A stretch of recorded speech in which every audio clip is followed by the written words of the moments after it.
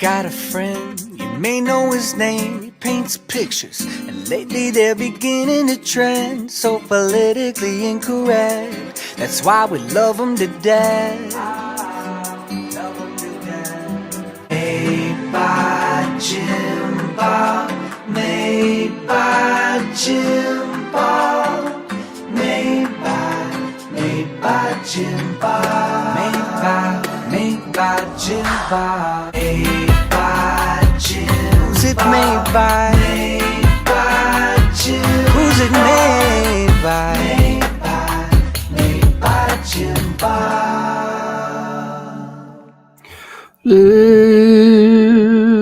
Welcome. No baby yet. Nope. We're actually only about 2 centimeters dilation. So we're not in a rush. I'm not in a rush.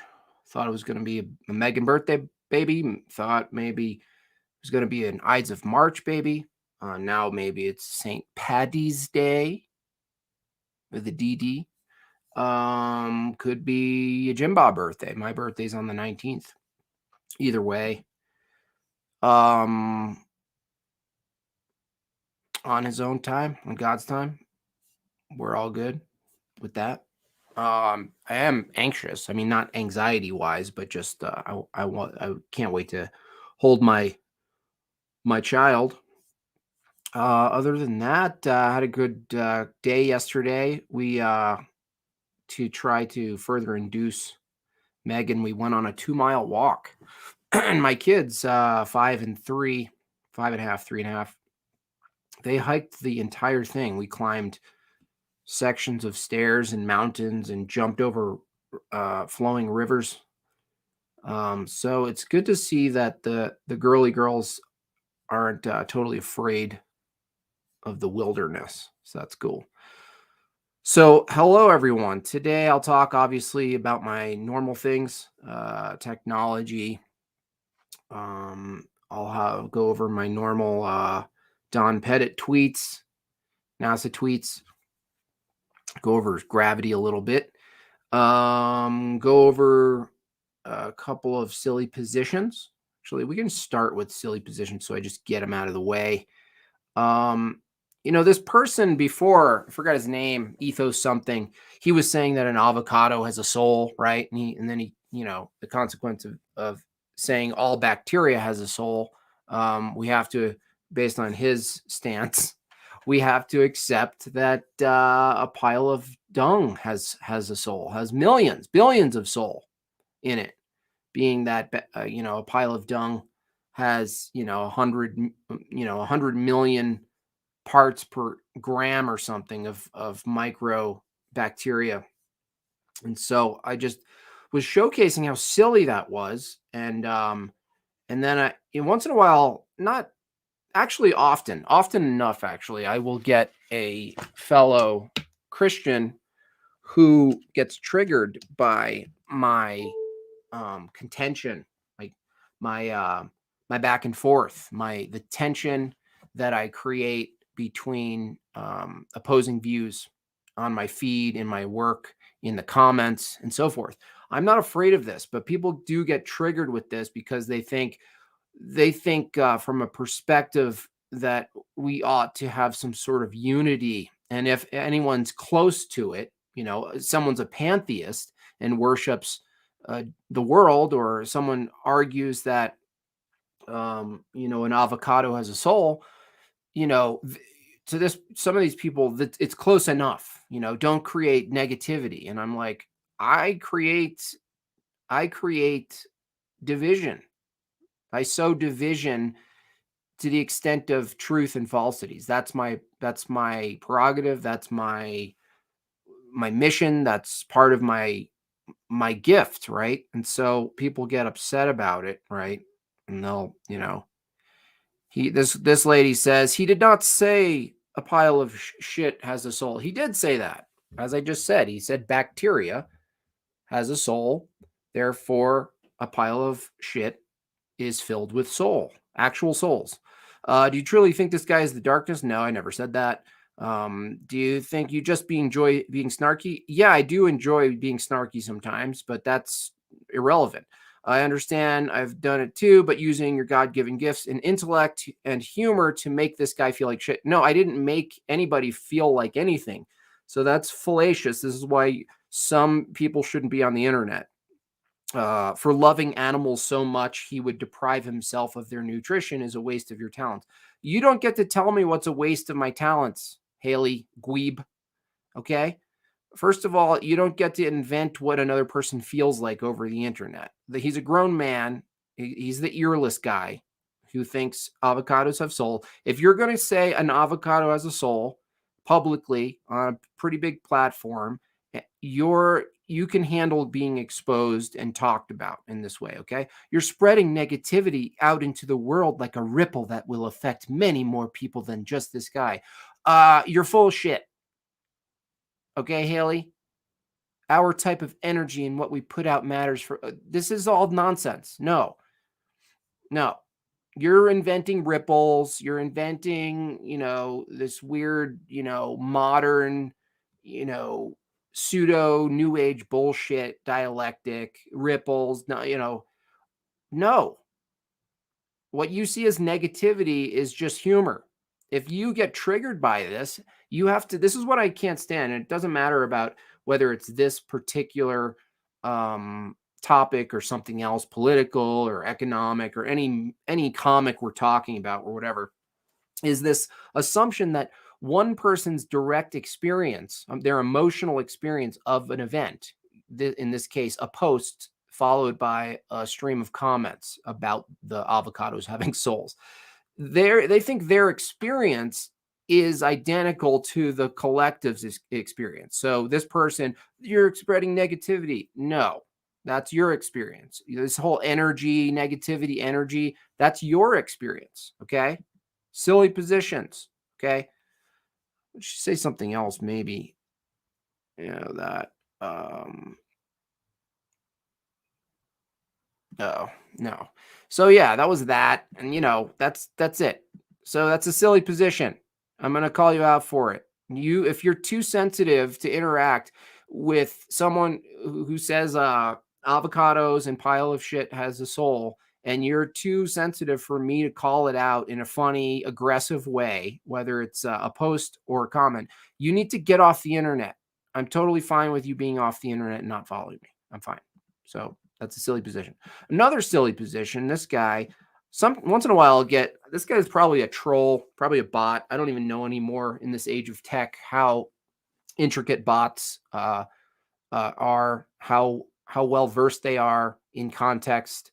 And I don't even know to what extent bots on the internet have access to databases of information from which they can pull and form fairly, readable, not coherent in a logical sense, but coherent in a way that you can discern what they're saying. Either way, I don't even know. This guy's talking about gravity. We're arguing about science. What is natural science? What's not? And he uses, gravity is a natural phenomenon in which masses are attracted. This is outdated, first of all, or falling into one another. This is a description of something we don't even actually observe, by the way, and it's outdated. He's talking about Newtonian, which is 107 years old. Einsteinian bendy space-time superseded this, so they only appeal to this at some local level of description, but it's not even an accurate description of what we see. And someone might say, well, no, the Cavendish is what we see. It is what we see. No, it's not what we see. It's one of the four fundamental. So he's calling gravity one of the four fundamental forces, along with strong nuclear, weak nuclear, electromagnetic, tidal force. So let me just make the distinction real quick in this statement. No, we can manipulate nuclear and electromagnetic forces. We can introduce them to scenarios and remove them, and we can basically establish cause and effect relationships through the scientific method of introducing the independent variable and removing it. Gravity, you don't have that. So equating gravity with these things is nonsensical, category error, and it's not based in science at all. tidal forces are the gravitational effect of the Earth's moon. No, that's just a claim. You're just describing what you think is happening by begging the question and assuming something, okay? Gravity is not a scientific theory, let alone a fact. Gravity itself in the future will be seen as one of the silliest positions, I believe. And you might have to wait a while for this to come into a reality, but I believe that it's not truly consistent, and certainly it's not scientific. If anything, it would be law-like, not theoretical. If you knew the cause of such an effect, such as falling, then you would be able to introduce it and remove it and demonstrate that, but you can't. So you'll never do it. So, laws and theories are distinct, and they're distinct in a very specific way. A law, a natural law, a scientific law, a law of physics, and these kinds of things, these are observable over time. And, they just are. They're descriptions of what is. We describe what is, what occurs. Gas expands, heat goes from hot to cold, pressure goes from high to low. These are laws. And so to determine the cause of such an effect, it's no longer a law. Theories don't become laws. Something that could seem to be law-like could actually become a theory. Being that if you can actually isolate what's causing such an effect that you're observing, suddenly you have a theory. You have something you can put into a scientific experiment and then come to the conclusion, and determine. So these silly people, and I'll invite anybody on who swears by gravity and swears, that it's a force or it's not a force. I will just happily have you on at any moment, and I'll ask you very simple questions, about it, and tell you what I think is missing, and you can tell me whatever you have to say that's given by your religion. Barbara Xena Bear, thank you. $20, a pair of baby jorts. Thank you. How did you know baby jorts were so expensive? Thank you. I appreciate that. Anyway, that's just a silly position. Okay. Today I'm going to actually go into a couple things. Wanted to go back into, again, I like to go to Joe Rogan. Because these aren't totally recent, so I'll give him that, but still, there's something off about just generally how this guy talks about stuff. Most ineffective government program of all time. Like, you ask people what they're doing by spraying things in the sky, and yeah, they spray things in the sky, and the number one thing they'll say is like weather control. Right, that actually exists. Weather control is one. Well, they don't have any fucking control of the weather because let me see. Let's see if they have any control over the weather. Yeah, they do. They can control the weather. They can seed the sky and make it rain, basically. So we can get into that in a second, Joe. But you're wrong. they'd make it rain all over Santa Barbara and stop these fires. Yeah. No, that's just an argument from personal incredulity. If this exists, then we would see this it's rational to think maybe what you would see. But if you don't see it, that doesn't mean it doesn't exist. They can seed the sky and make fake rain. Yeah. I mean, there's hundreds of millions of dollars worth of damage going on right now. Is damage something that people at the government level generally like to avoid? No, they actually introduce damage and they let damage happen, or they even cause damage. Why? Because you can get funding. You can get relief funds, Joe. Fire that's bigger than the city of Washington, D.C. They think they're making those fires. They think that that's part of the conspiracy. Anything that happens is always part of the conspiracy. Oh, it's part of the conspiracy. Did you think about? Oh, that's very deep. What do you think it is? Like, what is it with conspiracies? Like, what? You know what it is, Joe? It's the fact that they exist and there's corruption. And if corruption exists, that means two or more people are conspiring. And they've historically happened. There's no point in time that man exists where a conspiracy didn't occur or wasn't currently occurring, Joe. What is it about conspiracies that make people think they're real? I don't know. Maybe a bunch of dudes met at Jekyll Island and they created the Federal Reserve Program. Something we know was created by a conspiracy of men in power, and it's still in effect, and we know it's a conspiracy. I don't know, Joe. Why are they so attractive to people? There's something going on. Because the truth is attracted to people. Okay? Yes, people who are drawn to conspiracies can be drawn down to false rabbit holes and things like that. But you're talking about what people's intent is and what they're driven by. And so if people want the truth, if they want the truth, they need to include rabbit holes that lead to conspiracies. With people, right? Yeah. Dumbass. I think, I've been looking into this a lot. I've been looking this to a lot, along with cuties and a lot of not quite seen footage and photographs of Brian Cox. I bet you And have, especially since you're a government shell.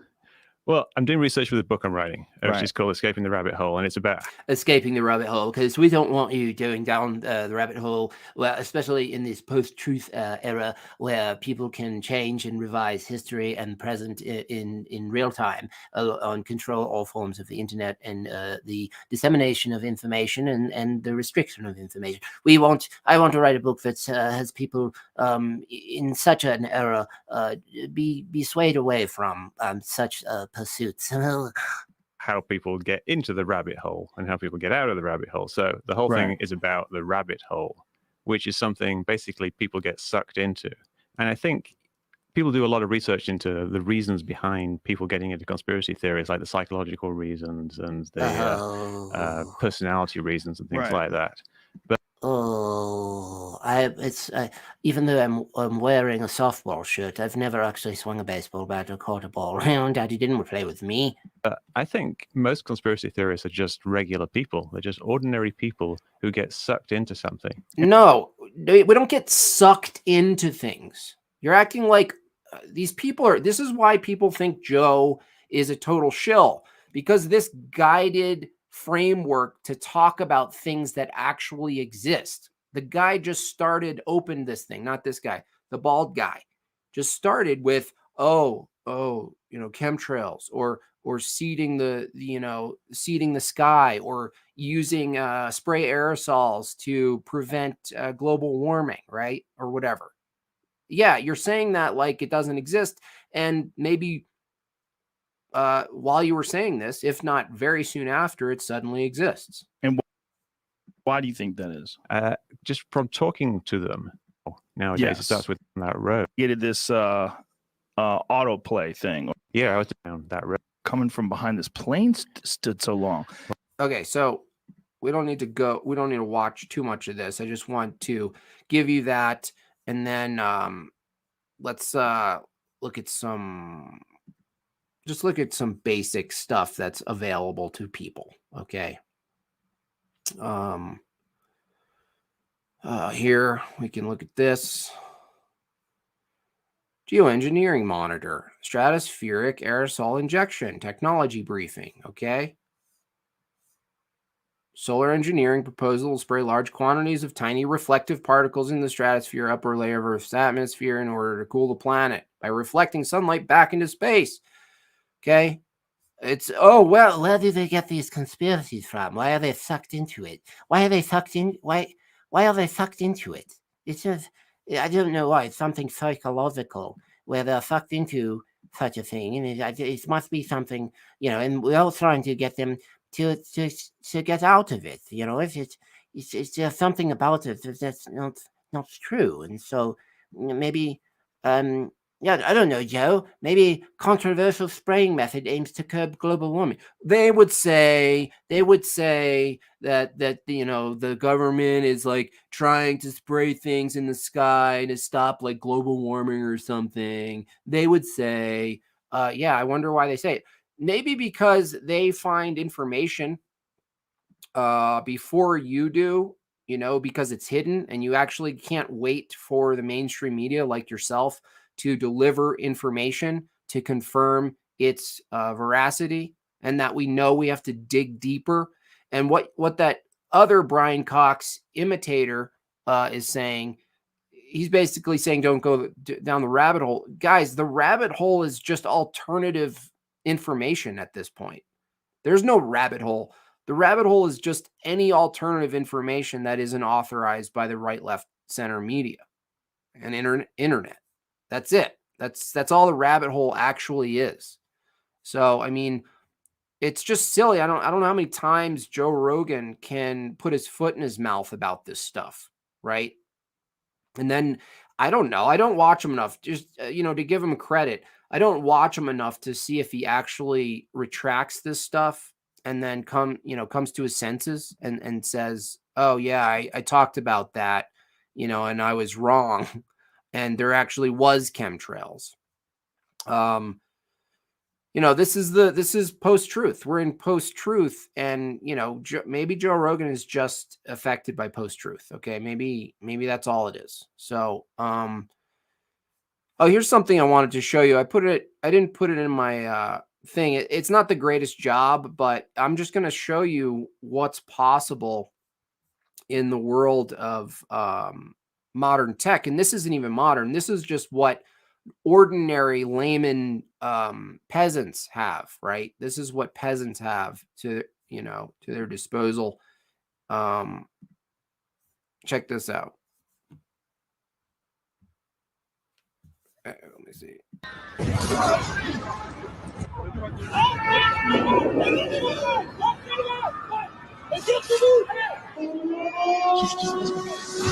Oh merde. Got the baby crying. Oh mon Dieu. Viens voir, viens voir.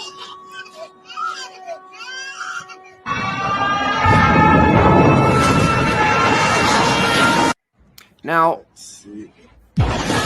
play it again.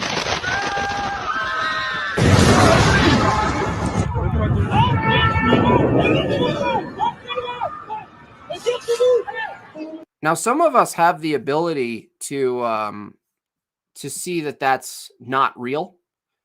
I don't know what percent of us can't come to that conclusion, or unable to. Maybe there's a certain age range. Maybe there's a boomer level, like my parents. Maybe ages 50 and up might be able to look at that and go, "What?" But this is just basic. This is not like what government and mainstream, the highest levels of mainstream, the technocrats, the ruling class, even NASA, even though some of their stuff is so terrible, this just demonstrates a ridiculous version, right, of what actually is possible. And so that was like, if that was done, let's say that was done a little less dramatic, let's say a little less over the top, more subtle, right? Let's say someone used that technology to reflect the same effect from 4 or 5 different angles of different people that seemingly had a cell phone pointing at it.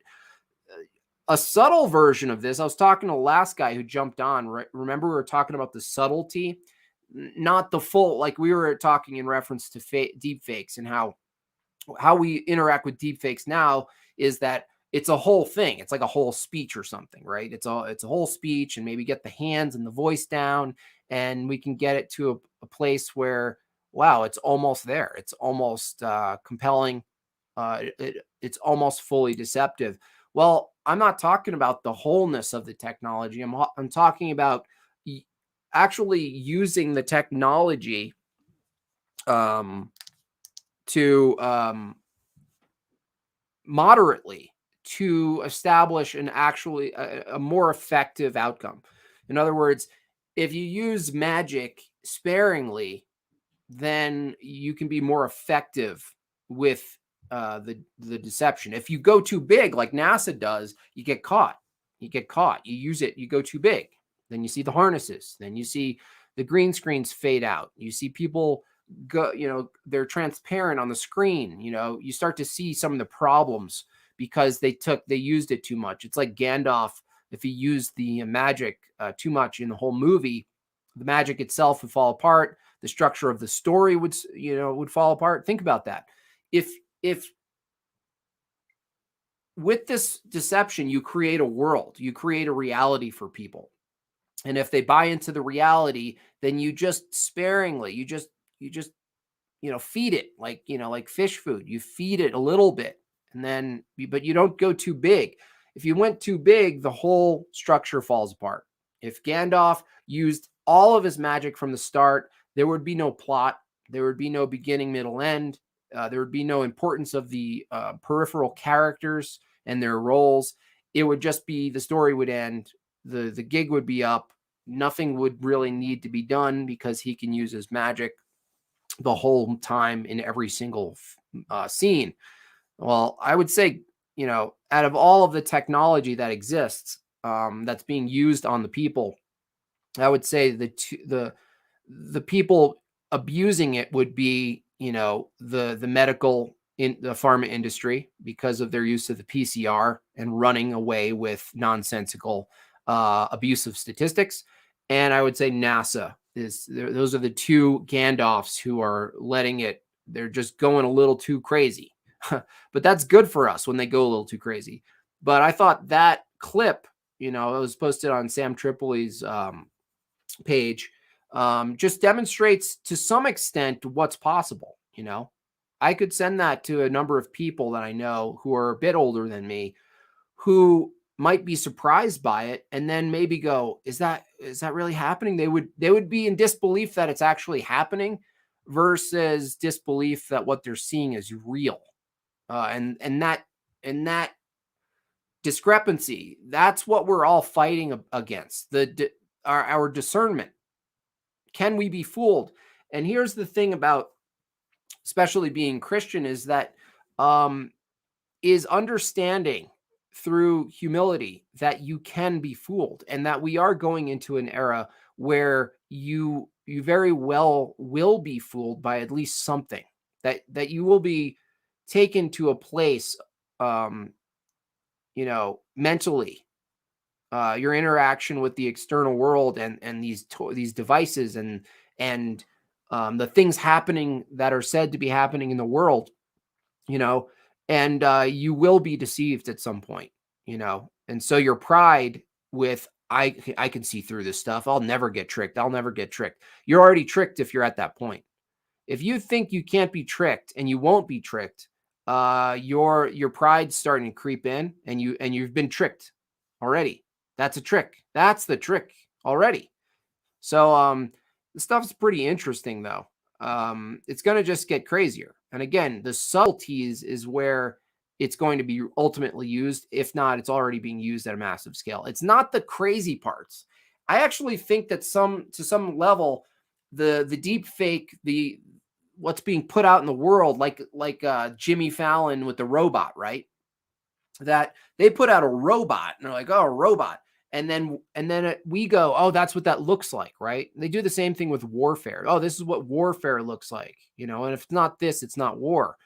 If it's not this robot, then robotics isn't happening in some other paradigm. Well, I always argued that, the advent and the deployment of these silly robots that look silly and don't know how to smile correctly, that they have you focused on that and not focused necessarily on the fact that you can turn human beings into robots. That if you could turn a human being, whether it's mentally, hypnotic, mass scale, mental manipulation, injections that fundamentally alter how they interact with the world, aka engineered autism, that you could actually turn people into robots that are more effective and cost effective than building robots that look like Sophia that goes on Jimmy Fallon and sings a song.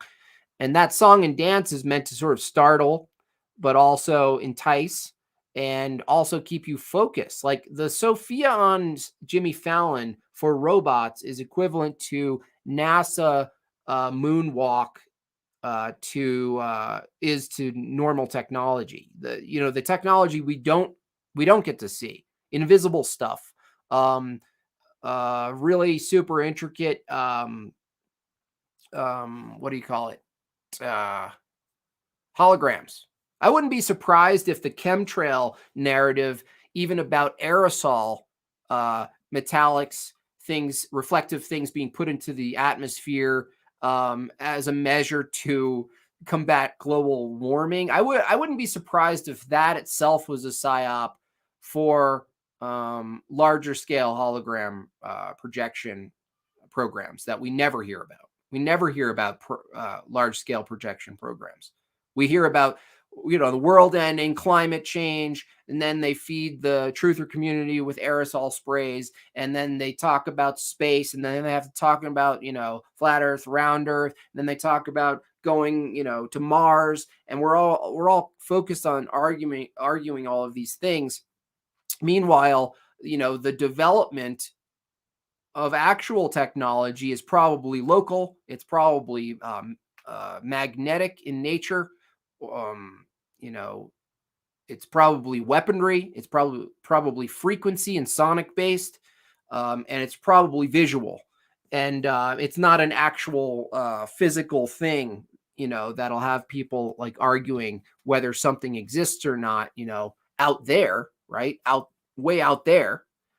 I mean, that's always the trick that I always notice that I even fall for, is that, I'm pulled into talking about, deception or whether something's real or not, but it's way out there. And, sometimes it's in our interest to look locally, to notice what's around us directly, and to see if we see anything that, any discrepancies, anything that doesn't match, anything that's changed around us, even to the extent of how we feel physically, whether there's a change and whether we can link it to something around us physically in the external world.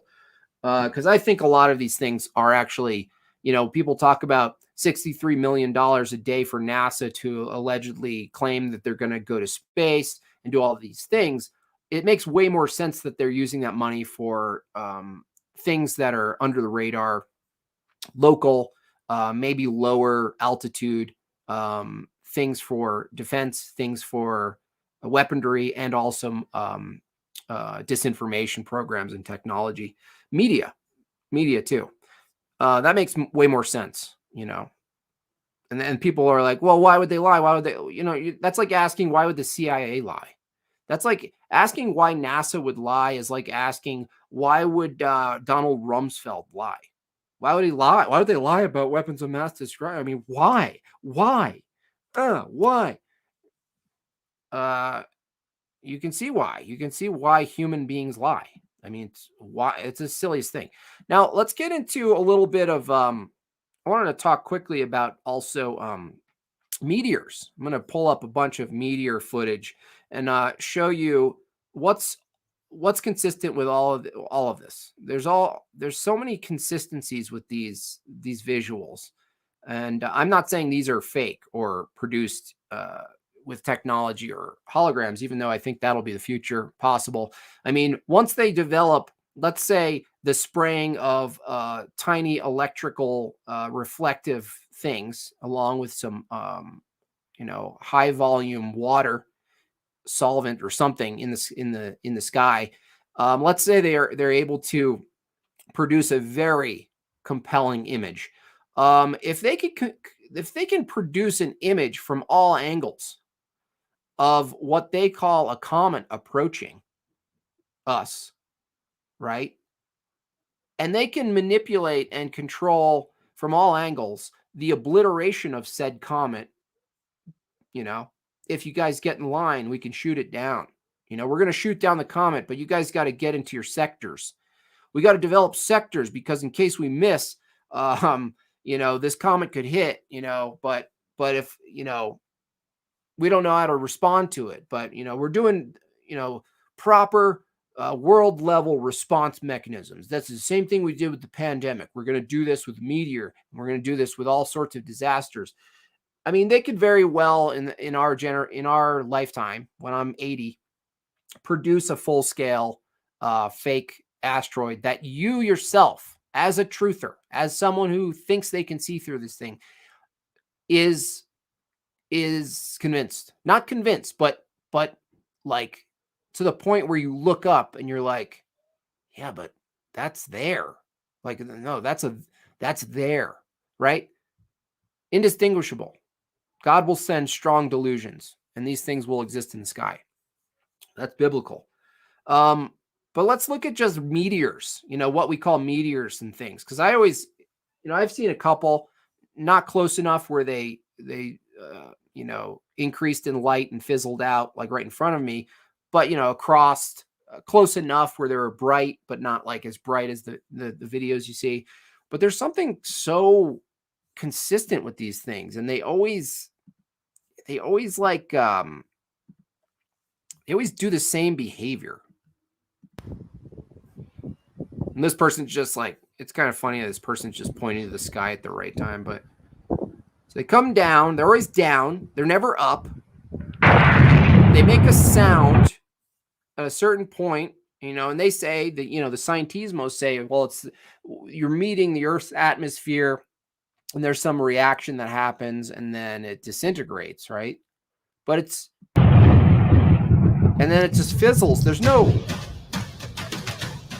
that lands. Nothing lands. It always fizzles. A meteorite is a solid piece of debris from an object, such as a comet, asteroid, or meteoroid, that originates in outer space and survives its passage through the atmosphere. It's always the same. It's right across, right? Almost always similar trajectories. Never up. Never up.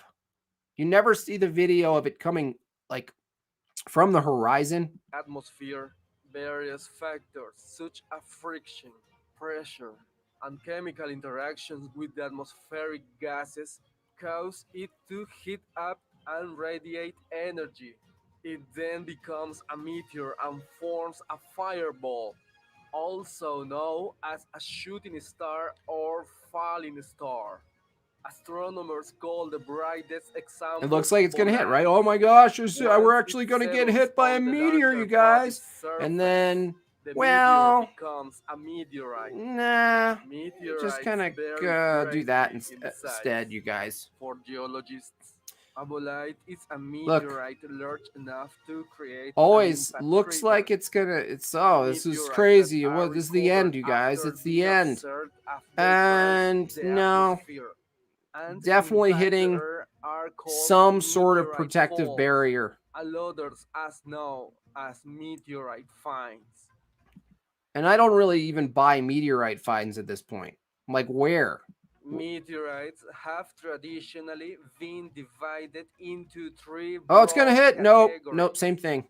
Stony meteorites that are always the same.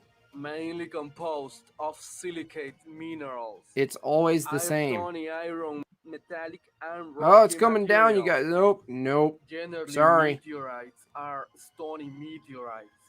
Only about 6% of meteorites are iron meteorites. Same fizzling effect. Always fizzling out. Always across. Rivaling the sun in intensity.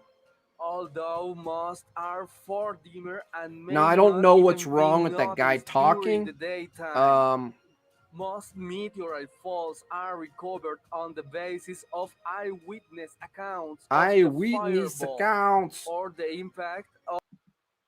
No, there's never an impact. I'm sorry. No. Let's see. Let's look at another one. Let's look at another one real quick. Is this the same one?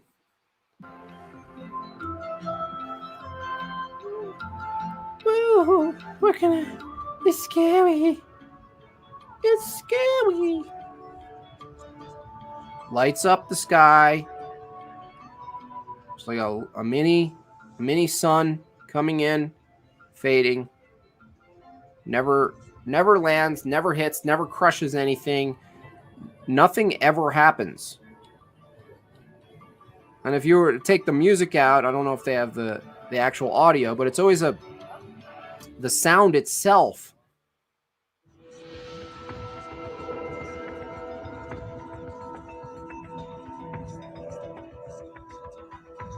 And gone. Nothing. You guys get it. It's the same thing over and over again with these things, that they're always across the sky. They always appear to be getting closer, but that's just how the light is, it might be getting closer. I don't even know what it is, or the distance. We can't even tell you the distance, right? But it's always the same thing. It's grazing something, and as it gets apparently closer to us, whatever we are in, it is always stopped. It's always somehow constrained, limited, extinguished by something not identical to the body of mass that we're on. Something out, away from the body of mass. It's just fireworks, probably. I don't know. I don't even know. I mean, it's essentially, it's always the same thing, though. It's never not that. It's never, there's never multiple angles where one person's actually closer to the point of impact. Like, what's the point of impact? There's never a point of impact that's actually filmed. What seems to be paired with a sound, the point of impact, is not us. It's not this thing. It's something out there. The impact is out there. Meteorites are great. Yeah. It's just, it's like, there's either some sort of physical barrier, or there's some sort of magnetic, invisible force barrier that's in place, right? That allows not only for meteorites to apparently swipe across and just extinguish themselves, but not only that, but what I believe that we have air pressure, and it would be impossible to maintain air pressure at the rate consistency that we do without some sort of containment. So whatever that containment is, theologically, it would be what is called a firmament. We don't know what that actually physically means, but it makes total sense with what we observe, and it also makes sense with what we know about the law of thermodynamics. There's that. So let's go to actually, let me open something that I think is really cool. This person sent, by the way, pica sauce, the marinade. Thank you. I did a post, Vanessa, from Mommy's Empanadas. I had your sauce with a burrito this morning. So that's cool. Thank you for that. It's really good. So check them out. I put it in my story. This person, Colleen, first of all, what a job on the, sorry, I don't want to give your address, on this. This is that reflective? I didn't even notice that there's something in there that reflects a mirror-like quality or a see-through quality. What? Wait, what is happening? How does that do that? What is this made of that not only it's see-through, but it goes directly back? I don't know. It's not. Anyway, there's a bunch of moon stuff on here. And then I opened this lovely gift, and this is pretty epic. So this is man is his own star. This is some old style Carl Sagan, Neil Schmeischen, awesome. We are dust, gravity, so awesome. This is the inside. It's basically a collector's edition of three-dimensional NASA fanboy stamps. Do you know, this is what I like about this stuff, is that I feel like collecting this stuff along with some like occult, you know, dark books and stuff, which I don't like reading or having, but I like the idea that I have this and now some NASA fanboy doesn't have this. I know that's petty, but there's something really funny about it. These are like holographic stamps that you could actually use from NASA. This is what it says on this little fanboy men in space propaganda thing. Only man's imagination limits the form stamps can take. Yeah. Only man's imagination can limit what we can do in space as well. So they do a little thing about that. And it comes with this fun booklet, you know. Colleen says, I wonder if and when the full disclosure comes out about the world stage, this will be worth anything. Laughs, appreciate you your moon talk and back. So yeah, thank you for that. This is Apollo propaganda. It looks like fairly old the way it's designed, so I'm not sure what time frame this is, but this is really great. The United States Postal Service presents a milestone collection of space accomplishments in stamps. Celebration of the Apollo Soyuz mission. Oh, this is the one that speaking of the Soyuz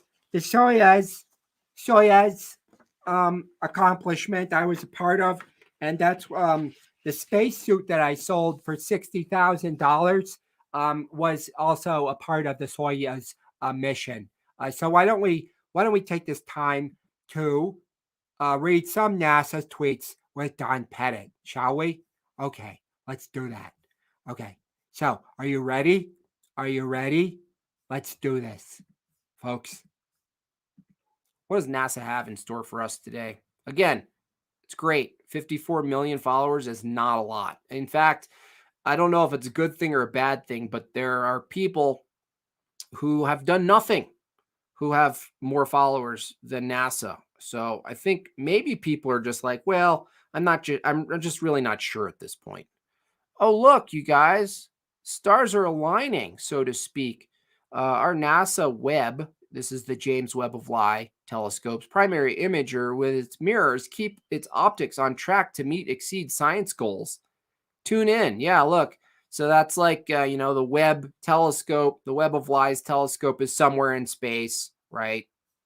Somewhere out there. You don't get to know, but you know who gets to know? The machine. I have this theory that the guidance system, I always talk about the guidance system generally. It's built from NASA's system, but, the media is the guidance system. Academia is the guidance system.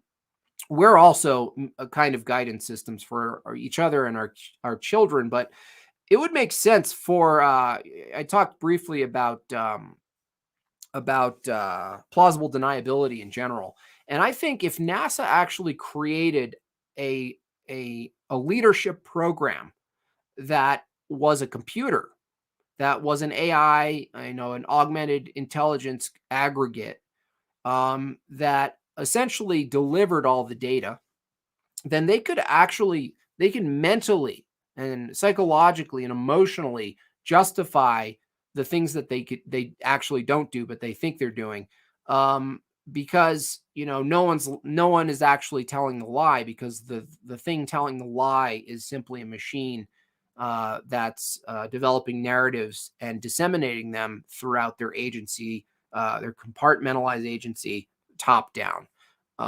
Again, tune in. You're going to tune into NASA, and they're going to show you photographs that you can't verify, that only they can tell you is real, from their imaginary thing that they launched millions of miles into space that you have no verification process for. It's an honor to be able to share my thoughts on the future of human spaceflight at the Madrid Planetarium. Tune into NASA TV. Yeah, TV. You notice how all of these things will drive you to a television only, never drive you anywhere else. It's basically Netflix for space. NASA has a monopoly on space entertainment television. Music entertainment television, space entertainment television. It's the same thing. Oh, live now. Alignment. Yeah, let's see what this lady has to say. We will be taking Will Q&A be. from the media You on guys, the what did I line, say? Belt, Maryland, to talk about the latest update on the Webb telescope, which is all about aligning the mirrors. We will be taking Q&A from the media on the line after some talks today. You can get in the queue by dialing *1. We're also taking Look at her little beehive. I'm gonna do a deep dive on the beehive thing. You know, this honeycomb compartmentalized image, that little pin she's wearing. You know, that the NASA, the Space Web of Lies telescope or whatever is in a beehive format. social media There's gotta be questions. something Just there. post your question using the hashtag #UnfoldTheUniverse, and we'll be taking some of those along the way. Unfold the universe. Let me just drop that into your mental zeitgeist vernacular. As well. We're going to start out with Thomas Zurbuchen, the Associate Administrator for Science at NASA headquarters in Washington, D.C. Welcome. Me and my husband have been in NASA for years, and we really appreciate this opportunity. So glad to be here. What a day, Karen. It's Wow, exciting. nailed Tell us it. Nailed it. Talk about hitting your mark in your line. That's why we're here. Well, look, this is one of the most magnificent days in my whole career at NASA. Talk about deep fake. I mean, this guy, I don't even think this guy exists. So frankly, and for many of us astronomers, one of the most important days that we've had. Because even though there's still weeks and months ahead, Even though we didn't do anything, even though there was nothing happening, we really like to talk about this thing in the future that will not exist, but we talk about it now with this set and all the space and the nebulous effect behind me, and so nice. to really fully unleash the power of this new observatory there at L2. You know what the observatory is the social, the actual social behavior of the people who follow us. The observatory is just a metaphor for society that views us through a screen. And they are just, we are the observatory. And it's not just the meaning observatory looking at the stars, it's the observatory looking at your masters. Today, we can announce that the optics will perform to specifications or even better. It's an Unbelievable. amazing achievement. Hit those hand marks too. Fantastic. Tell us a Amazing little politician more talk. about how we got here. What brought us to this day? Well, there were three 33-degree Masons who were trained by Jesuits who were told they were going to be part of something big of mankind that nothing has ever touched before. And we owe all of our accomplishments to those three men, particularly one who's out, in high demand doing interviews, Mr. Buzz Aldrin, who really has a very, he's so vigorous in his public performance. This has been a journey for over 2 decades. And I go and look at this team. They're sitting there right now. Sitting there doing absolutely nothing, looking at a screen. Each and every one of them is so important, from different organizations, from Goddard Space Telescope, Northrop Grumman, Ball, and we keep them all from different places, the same reason we separate every single compartment in our agency. And so, they feel like they're coming together and it's very important, but they never understand how they're connected to the other person. spend work on this, and other contractors, other participants from all around. But for everyone who sits there. Okay, enough. You guys can watch that. Oh, look at this guy. He definitely believes a lot of things. Old man, chalkboard, math. That's all you need. We are definitely saddened by the loss of Eugene, which means good genes, Parker, for whom Parker Solar Probe is named. His work deepened our understanding of the universe. You have no understanding of the universe, NASA. You don't have any understanding of the universe. We stand on the shoulders of giants. Help us touch the sun. No, you're not going to touch your God's son. You're not going to be able to worship your son directly and touch the sun. I know you want to, but you're not going to do it. And this is another one of your saints, the sainthood. I wouldn't be surprised if NASA in the next couple of years developed a very, very closely parallel system of sort of anointed sainthoods in their own cult. Unless it already exists. Maybe it's just, oh, look, a Mars report. Let's look on Mars are on the move and making new discoveries. No, they're not. It's a journey you can be a part of too. Through the screen. NASA's Curiosity rover, which has been climbing Mount Sharp since 2014, is about to drive up onto a broad sloping surface. A broad sloping surface we created in addition to photographs from Devon Island, Canada, called the Green Hue Pediment. This will allow scientists to fast forward perhaps millions of years in Mars's history and study the history of liquid water written into these different layers of rock. And Curiosity made some interesting discoveries along the way. Yeah. And how did it take that photograph? Less than half an inch in size. This unusual feature, eroded from sedimentary rock, was cemented by mineral-rich groundwater. Total bullshit that we can't verify, and you have no way of verifying either. Believe what we say. I'm a basic voiceover actor based in Oakland, probably somewhere, who needed work. Okay.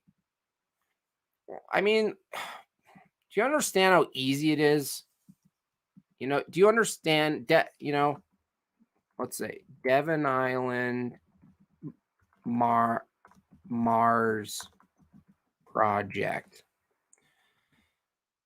And there's the Houghton Mars project. Oh, look. Yeah, it's the same thing. Location, Devon Island. Desert. Let's close this one out and share. Let's share a little bit about this guy. It's just a project, you guys. HMP is part of a research facility located in the world's largest uninhabited island that you possibly can't go to and that we have fenced off and you're not allowed to visit, Devon Island. This harsh climate mimics the environmental conditions of Mars and other planets. Devon Island's barren terrain, freezing temperatures, isolation, and remoteness offer scientists and personal unique research opportunities. Yeah, you mean like the opportunity for scientists to convey a fake trip to a place that you think exists that's 53 million miles away, that just people just take you on faith that you got to? Yeah, like that? Yeah, well, I agree with you. Arctic day and night cycle are restricted communication capabilities, offering fitting analogs for the challenges. Yeah, it's very fitting. In addition to communications, equipment testing, and vehicular and extravehicular operations, Devon Island is a site of exploration program, which aims to develop new technology strategies. Oh, yeah, I know all about it. Mars on Earth, go to marsonearth.com. I mean, I hope maybe they'll have a video. I'll actually look at that. You guys, look at that. Look at that station. Okay. You got the misty water over here that creates a barrier to see anything beyond, right? So it's almost like San Francisco weather. Always a barrier, right? I want to see a video basically of this though.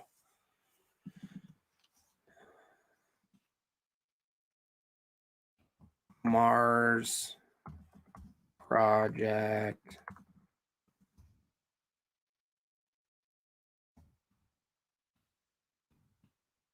Devon Island.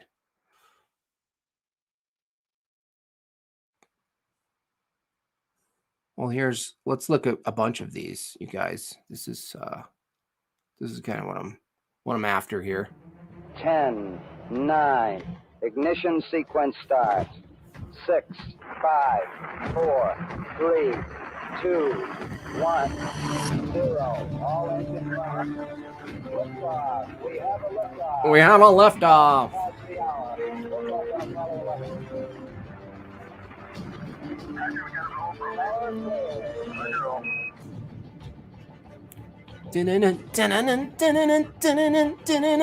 Hi, I'm Christopher Houghton, international student intern at the Mars Institute at NASA. Let's just touch on that for a second. The importance of farming interns, people desperate to be a part of anything that slaps that devil tongue logo on their chest. Look at those badges. I mean, they're basically in a race car. I mean, what this guy's wearing is equivalent to a young kid, who is a big fan of NASCAR, getting his first jumpsuit with all the bells and whistles. It's not an accident. He's an intern. I'm also a drilling technology and robotic grad student at the University of Stavanger. And this is another part of it. Robotics are real. All of the things that are developed in the name of what might occur elsewhere, 53 million miles away, is real. Okay? This is why it's so hard for people to grasp. Oh, they're just doing nothing. They're just hiding. No, a lot of them are not doing nothing. As we see, the dad of Smarter Every Day, he's measuring a piece of tinfoil and he doesn't even know what it does. He doesn't even know which side is supposed to be up facing the sun. So they do build stuff. There is a team of people who really believe they're building things and doing stuff in the Houghton crater in Devon Island, and they really believe it. Right now, I'm here on Devon Island in the high Arctic, and as you can see behind me here, we have the Houghton Mars Project Research Station, and we are gathered here with scientists and researchers. You know what I'd like to do? Whether that piece of weird sand cactus that we just saw in the previous video, whether that was constructed or not, it'd be interesting to look at some of the locations of these fake Mars locations. I think Devon Island isn't the only one. I think there's some in Brazil or something like that. Maybe you guys can do some research and DM me or email me. But what I'd like to do is maybe find a similar plant, like it looks like some sort of version of a cactus or what do you call those? What's the kind of plant that a aloe vera is? Doesn't matter. I believe if we could find something similar that exists in this environment, close to the water, it would be interesting to see if we can find a similar plant that they're claiming is the one they're found on Mars. Researchers from the Mars Institute and NASA to study succulent. Thank you. And Mars, as we know it, is an extreme environment. It's very low temperature, as we know low it, atmospheric pressure, and long communication delay. But also you can fly a helicopter on it, and there's also dust. There's dust devils and dirt devils that fly around. I'm just an intern. We also have the Houghton Impact Crater. We use this to study the physical properties of the rock. That's so hilarious. It's not even a crater. It's like they're calling something an impact crater, and even that's a lie. What's so funny is that they're lying about Mars in a location that they're lying about. The levels of deception and lies that these people do, no wonder they can't get out of their web. The web of lies, the ultimate champion, the mascot of what is NASA's web of lies is the Webb telescope. It's the peak performance of what these magicians do and what they take pride of at the highest level, which is fooling you. It's fooling people. And so, it's not an accident, and it might even be a spiritual level. They might not even be like, putting those words together. And anyway, by doing this, we are looking to drill deep on Mars by the university. Yeah, let's there might be another one actually. Let's look at here's a drone reveal. Whoa. Oh, is that what they call an impact crater? Yeah, where's all the stuff? So something hit that's your crater? Unbelievable, these people. Let's see. Like the whole landscape was. Fascinating. Just like the surface of Mars. Just like it. Unbelievable. Someday it's amazing. There'll be humans walking on Mars. Definitely. Yeah, they told me that. My guess is that the first people who land on Mars will say something to the effect, "Oh wow, this looks just like Devon Island." Oh, you don't say. You don't say. Let's hear that part again. Look how gleeful his eyes are when he My says guess that. is that the first people who land on Mars will say something to the effect, "Oh wow, this looks just like Devon Island." And by the first people who land on Mars, we mean the people that we drug and manipulate with some high-level MK Ultra shit, and we deliver them, and we wake them up, and they landed on Devon Island, and they go, "Holy shit, what happened to me?" You mean those people? Where we trained. This just looks exactly where we trained. I don't understand what's happening. How does it look just like it? How does it look like it? Institute and the SETI. This guy, Pascal Devon Lee, Island is the world's largest uninhabited he needs to be looked island. into. It's cold, dry. I call this place Mars on Earth. We find No, we call it Mars here. In our little community, we call it Mars. exactly the same looking canyons, valleys, and Exactly, gullies. right? It's just very desolate and empty of everything. Yeah. Bridging the two things. Yeah.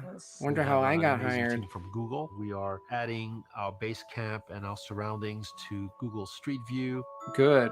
That makes it Gonna be able legit. to see it and welcome everybody to Mars.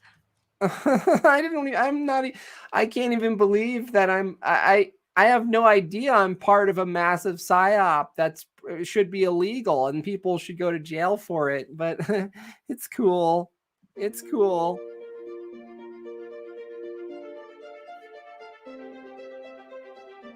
Yeah, get me with that music. Get me with that music. Uplifting, I've uplifting. been associated with Pascal ever since we began this project back in 1996. As camp manager. Yeah, you got to collect the people and get their loyalty way back. I'm responsible for the smooth running of camp and getting all of the equipment. Where I'm just working, I'm just doing Mars out here. I'm just making Mars happen, just working on the government time and just making Mars happen, one day at a time, one heap of dirt at a time, working with Pascal, just doing it. That's, I probably, half of these guys, they always come from the military. They end up, retiring, and then they always get a letter. Oh, no, I just worked in the military and deep forces and some of the, I worked in information and media propaganda dissemination in that area. And then, I was doing nothing. I got a letter from a higher colonel said maybe you'd be interested in doing a project about Mars. Well, I'm not going to turn that down. I'm not going to turn that down. It's always like that. Even Dr. Seuss, who was in the army, worked for the communications arm, right? How communications work between these layers of compartments of the military, And operating smoothly. So one of the first. Uh-huh. Oh, a drone. You don't say. We want to make sure a drone works because we know through our laser technology in another department. I don't actually know how this works, but they told me that even though Mars is allegedly 53 million miles away, there's a way to point a laser at it to determine what the supposed gravity is, and also it tells me that a drone could probably fly, and that's why we're going to be working on a helicopter to bring there and fly around, and it totally makes sense to me. I'm David North, and Hi, David. I'm an engineer at the NASA Langley Research Center. I'm happy to be part of on the other side of the hill. Oh yeah, we're Learning just about really this aircraft is maybe the wheelbase needs to be a little bit bigger. Yeah, we're just gonna play with stuff, and we're just gonna play with remote control things and fly around and pretend that the things that we're practicing here on Earth have any relevance to an imaginary place we can never go to, 53 million miles away, which we have no evidence for being able to leave 400 miles from the Earth's surface. But then again, I am getting paid about $270,000 a year, so shut up. Particularly if it's a robotic aircraft and there's no one there to fly it. There's no one there to fly it, but so it's So who's flying the little helicopter? Oh, get all cute. I got a teal puff coat, and I'm gonna sip my coffee with my two hands and look pretty. And I'm the only girl here. It's like it's so amazing to be a part of this. And thank you all for being part of Nice Medicine. Oh. Why are you so mad, Jim Bob? I bring my dog up here because he has a very specific role. We are in the Arctic.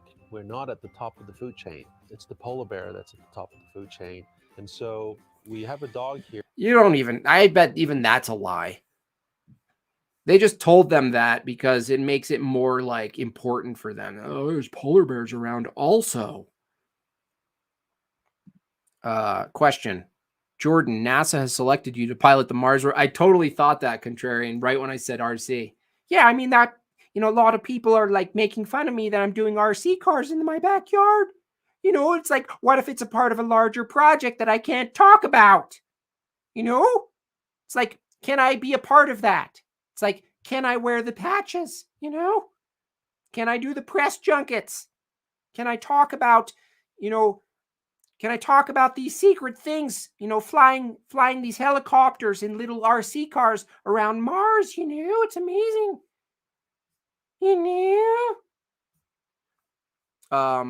It's insane. It's insane. I mean, I'm going to stop watching this now, but again, here's I'm going to look up and then for the next stream this little thing. I'll just bring it up on the screen once more.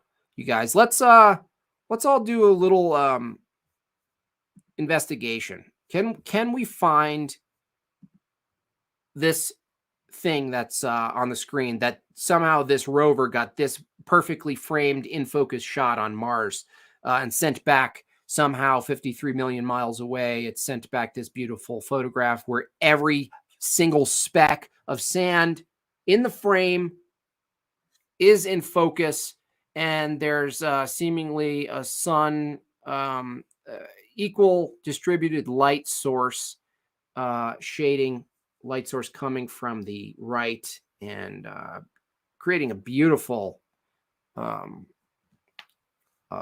shadow cast by these objects. I'm interested in seeing what that plant is and whether it exists and looks exactly like that. Probably somewhere near Devon Island, I'm going to say. If not, maybe look into some other places that these Mars projects. It's not just that. I know that for sure. I know it's not just Devon Island that has one of these projects going. They have to have multiple, and they have to be blown away by how similar it looks to what they even say. This is what's so crazy about it, you guys. It's similar. They say it's similar, but even that's an assumption. This is how deep, just like the crater thing. Oh, there's a big impact crater where it's amazing that we're studying Mars, but we're actually based in an impact crater. Yeah, NASA put you there on purpose. Oh, there's an impact crater. More scientific jargon. Let's just there's an impact crater over here. You're going to set up tent. It relates to craters and other things in space and things. So, yeah. The thing is, when they say it looks just like Mars, even that is an assumption. Even that is a lie. But this is how deep it goes. Even the things that they reference are lies. So how can you know you're in a lie if the thing that you're basing, that the lie would be based on, is also a lie? It's insane. John, $10. Thank you, John. Hey, JB, thanks for your streams. On my way to a bear wedding now in Missouri. God bless. Oh, that's awesome. Have fun. Drive safe. What else we got here? Anyway, let's put up a banner. Thank you again, Colleen, for sending this hilarious NASA stamps. I'm going to keep them in a really safe spot. For those of you who like to send stuff, gifts, books, super chat money, art, whatever, hats, whatever you think would be funny for me to have and share on the stream. Made by Jim Bob, 10940 South Parker Road, number 814, Parker, Colorado, 80134. I'm going to go ahead and send the invite link in the chat for anyone who wants to talk about anything in particular. Eventually, I'll get a NASA fanboy on here which would be really funny. To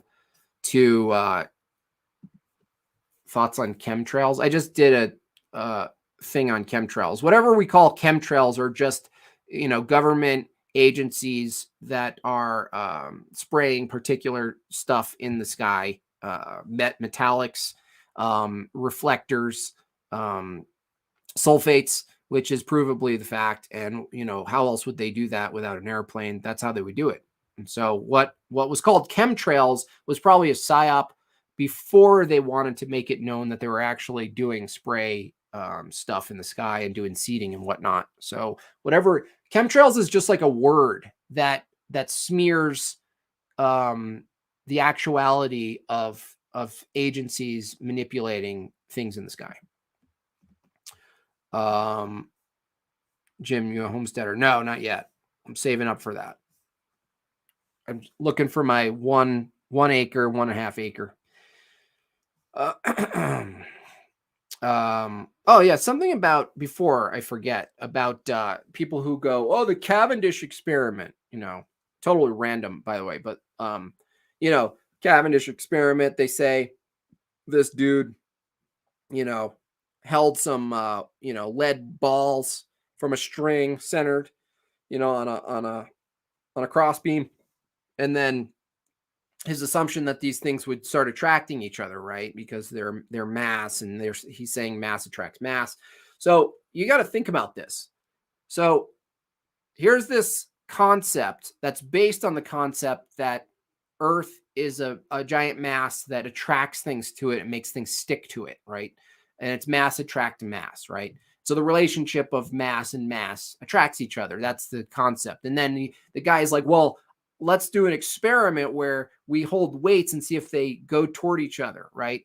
And so any observation of that, obviously, what's silly about that project and is hardly talked about with even reasonable scientists is that you have two different objects, first of all, on a string opposing each other.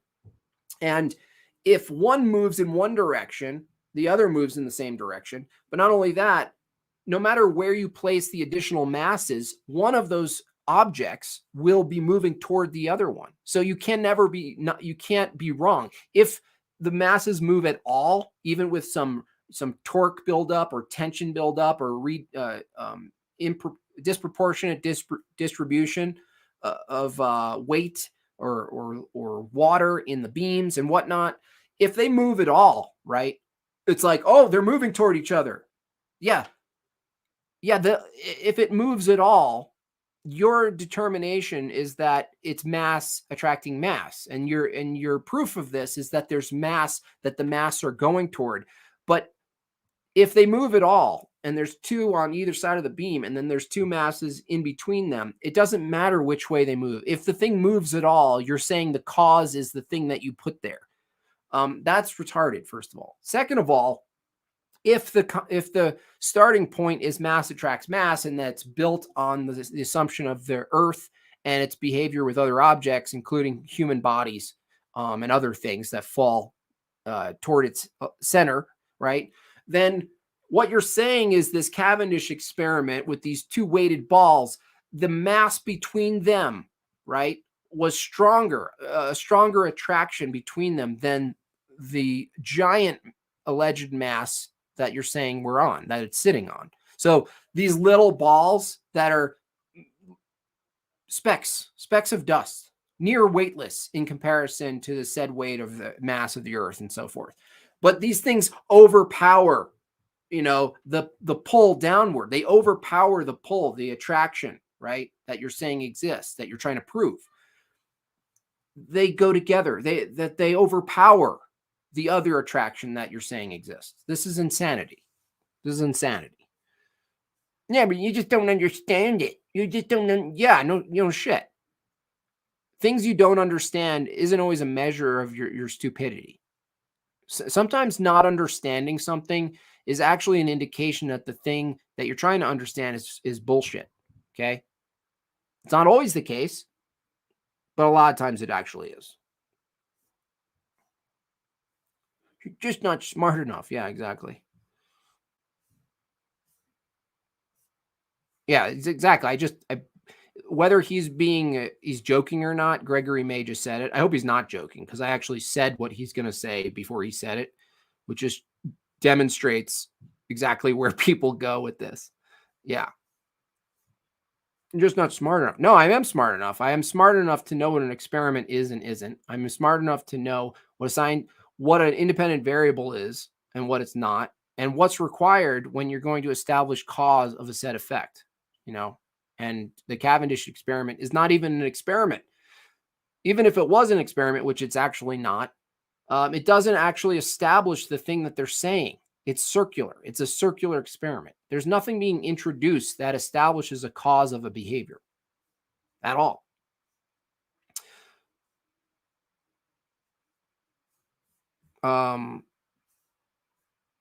Yeah.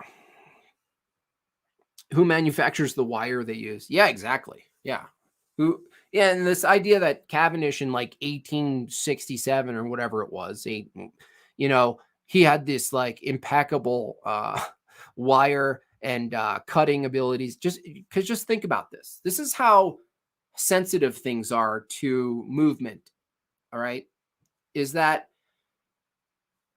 a piece of wood cut or even a rod, right? That's supposed to be absolutely centered. You'd have to be absolutely machine cut precise, like laser ability, to know that you're exactly center of a beam. Not only that, that's just the drilling hole. Then whatever the thing is that you're attaching the center point to, the vertical post, right? That's going to be rotating, has to have zero friction, near zero friction in that rotor. Where that's attached has to be perfectly center as the hole that's drilled. They didn't have laser cuts then, right? And now it's not an accident that with the advent of laser technology, fine cutting metal, equal distribution of density of objects that are fabricated, that now people redoing that experiment in a controlled, what they call an controlled environment, the discrepancy, right, between movement and what they say mass is minuscule. It's just so silly that people just keep jumping on this stuff, though. They just go back. Cavendish had grit. You just can't understand because you're a millennial. Yeah, I mean, I hope that's like sarcastic boomer. You're making fun of boomers. Mass majority of helix interests don't understand. Yeah, most people don't understand it. Like when people always bring up like, why do you even like toy with like these concepts and try to like negate the modern cosmology of how the thing works and whatnot. And I'm like, because, well, first of all, it's fun. It's fun to do. But second of all, in my experience, the people hawking modern, Neil Tice deGrasse, Brian Cox level Bill Nye science stuff, most of them don't understand what science is. Like they don't understand that science is actually a method. It's strict. And they don't understand that they don't even understand what they believe and why they believe it. They just say what what Smarter Every Day's dad said, which is like, there's someone, Jim Bob, you don't think there's someone smarter than you that would have figured this out if what you're saying is actually valid against the current model? Like, no, maybe they did, and they realize maybe they've been told that they're not smart enough. And maybe they're saying that someone higher paid is maybe they're being told, like in the medical industry, that if they come out against the heroes and say something that's against the theology of the scientism, that they won't get their funding or they won't get a spot. They won't get their lanyard. They will be rejected socially. They won't be allowed in. And maybe that's the payment. It's like getting into a bar. The bouncer's like, show me your ID. No, in scientism, show me your ID is basically show me your loyalty to the current model of things, even though it doesn't make any sense, even though the bending of space-time makes zero sense. There's nothing about it that makes any sense. Nobody can tell you anything about it. They tell you it's actual. They tell you it's theoretical. They tell you it's actual. Tell you it's the same thing over and over again with these people. Oh man, what is this? For some reason, I can't see the. There we go. Okay, let's get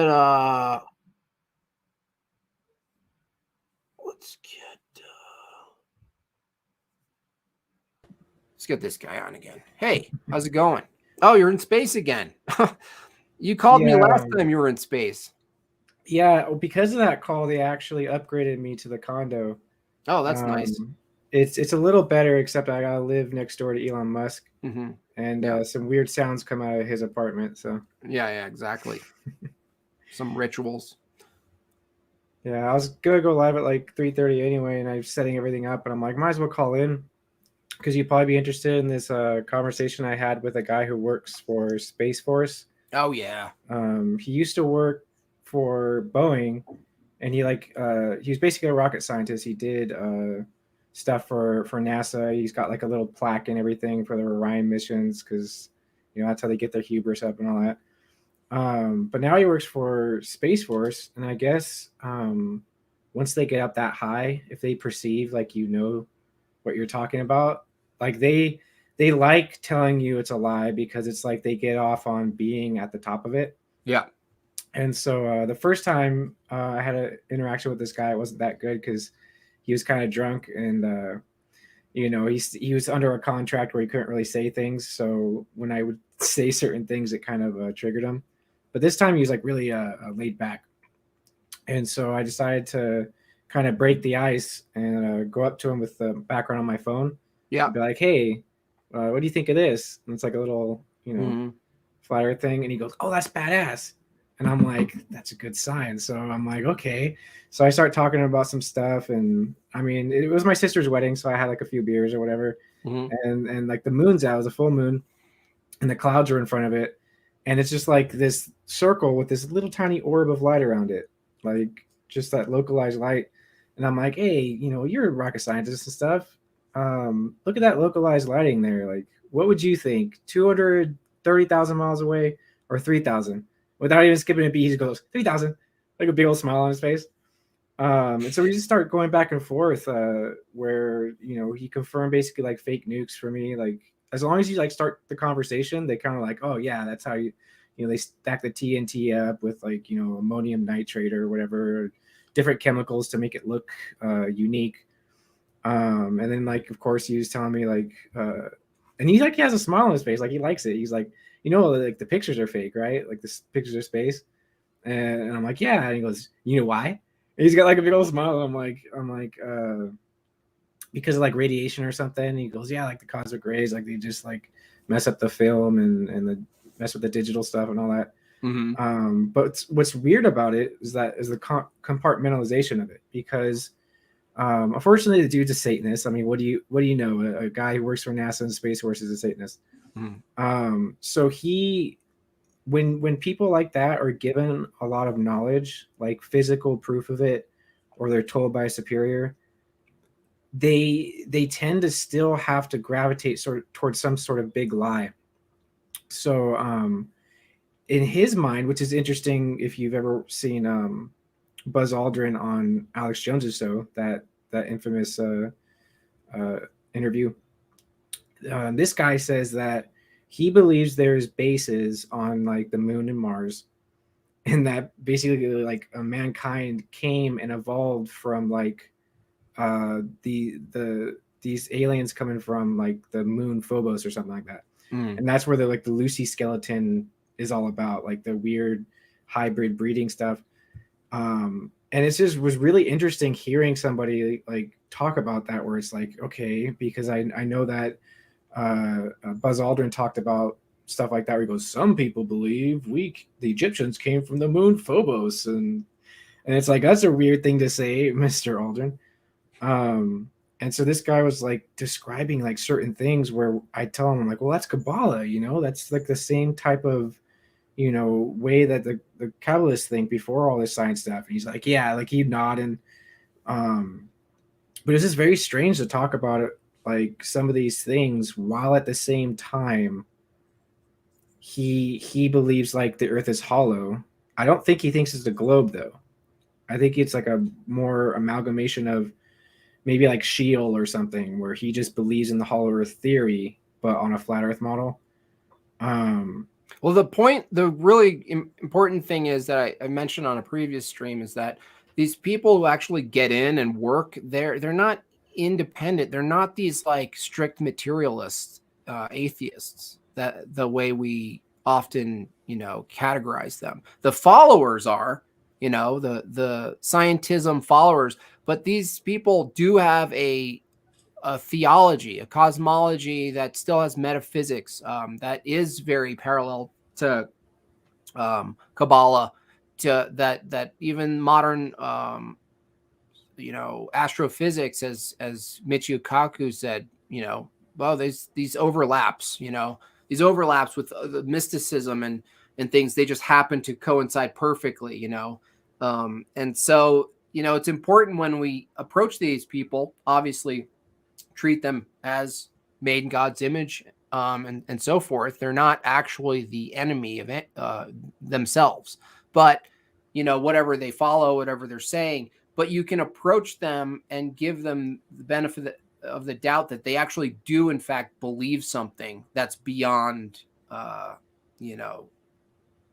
what is here and now. Like they actually believe there is a history, that man came from something, that all of these things, and that's actually where your opening is, to really push them, because it ends up not being about, this is what's kind of ironic about this whole topic, is that if you push far enough into the topic, you will no longer be talking about the physicality of things and what is and isn't in the physical world. You'd actually end up talking about, well, then, what's the provenance of the moon people? How do they justify morality? How do they justify laws of logic, truth? What's the wider worldview that grounds all of the things that we experience in reality, with each other, both physical and metaphysical, both visible and invisible.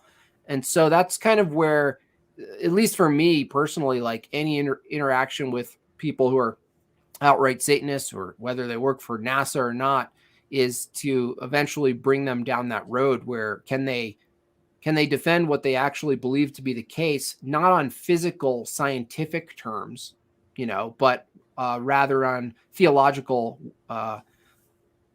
worldview terms. Can their worldview itself collectively account for these things? And again, they still have to answer. If that was the case, they'd still have to answer to, well, where did these creatures come from then? If we came from those creatures, which I don't believe, obviously, where did they come from? And so on. It's just endless regress. So, but other than that, it's just fun to, be able to interact over a beer with people who fundamentally believe things that you think are absolutely crazy, and they think whatever you're saying is absolutely crazy. Yeah, it's trippy. It gave me a good insight into the type of people who work there, because the guy was really weird. And like as the night went on, like he started talking about, because he's kind of fascinated with like gore and stuff, because they were talking about his apartment. I guess his apartment is filled with weird stuff. Mm-hmm. And he fetishizes serial killers and stuff, and like how they torture children, and he thinks it's like badass. And I'm like, well, this is taking a weird turn, but it gave me like an insight, because a lot of people who work up there, like they are really dark.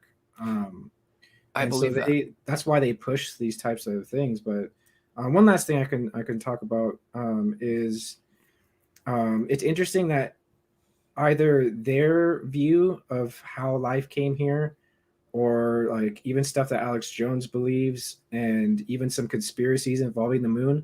Mm-hmm. A lot of times I can feel like they're false when they always tie back to a specific pagan ideology. Like Alex Jones claimed in the infamous Joe Rogan podcast that the moon is actually made of water, encased in some kind of ice shell or something, and that the so-called elite are going to use that water to turn it into fuel to blast off to other planets. And it's like it's that mother goddess worship of, it's a womb, and we're going to use that to actually birth into a new race or whatever. And then it's a tit. Yeah. And then another one was like, it's a spaceship, you know, we're brought here and birthed in. And then another one is that, oh, the moon is actually the receptacle of like reincarnated souls. So it's always like mother goddess worship, and I just always fascinated me. Yeah, it's a creation even more broadly, because mother goddess is specific, but then really what categories mother goddess is, it's physical, it's the creation. It always gears toward the worship of the thing that we're seeing, whether it's the earth, whether it's the moon, whether it's the sun.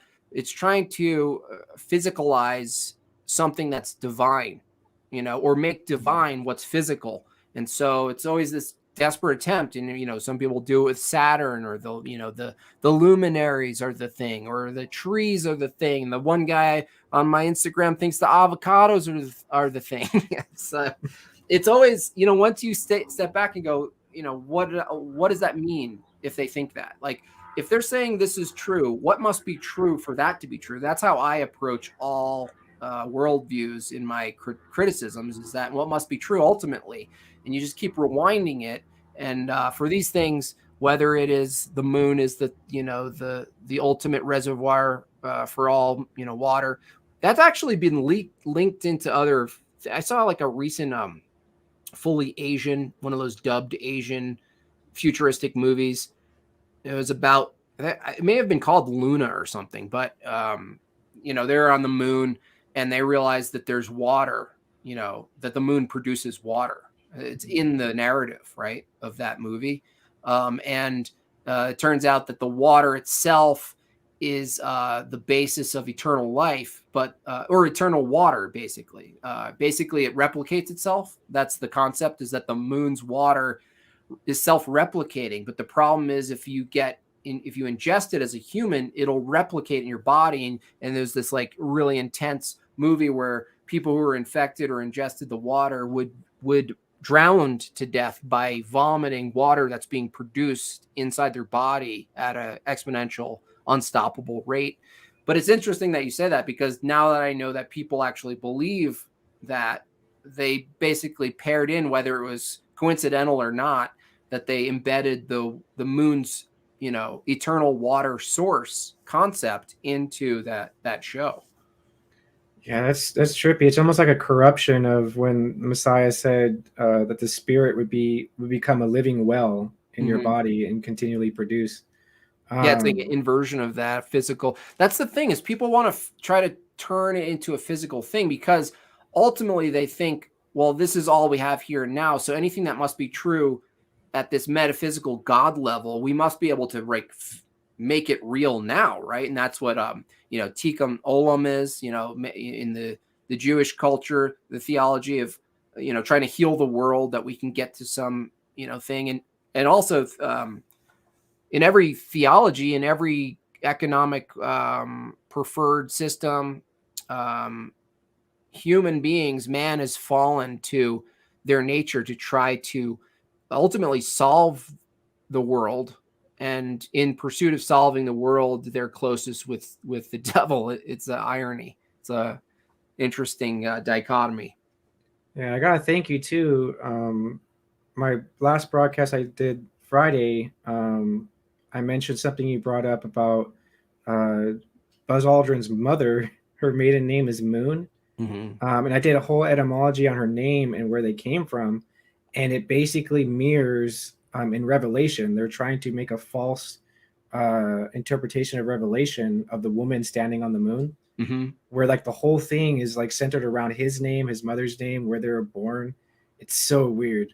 That's why I think they go through some weird ritualistic psychological prep. The same way, if you go into the army, depending on which sector and which country, the levels of psychological preparation in INDOC, I think they call it for short, is you know, differs in extremes, but ultimately you're reprogramming the brain and going through a ritual that's actually hard. So just physically and mentally, it's hard to go through the ritual, just like hazing in like a college situation.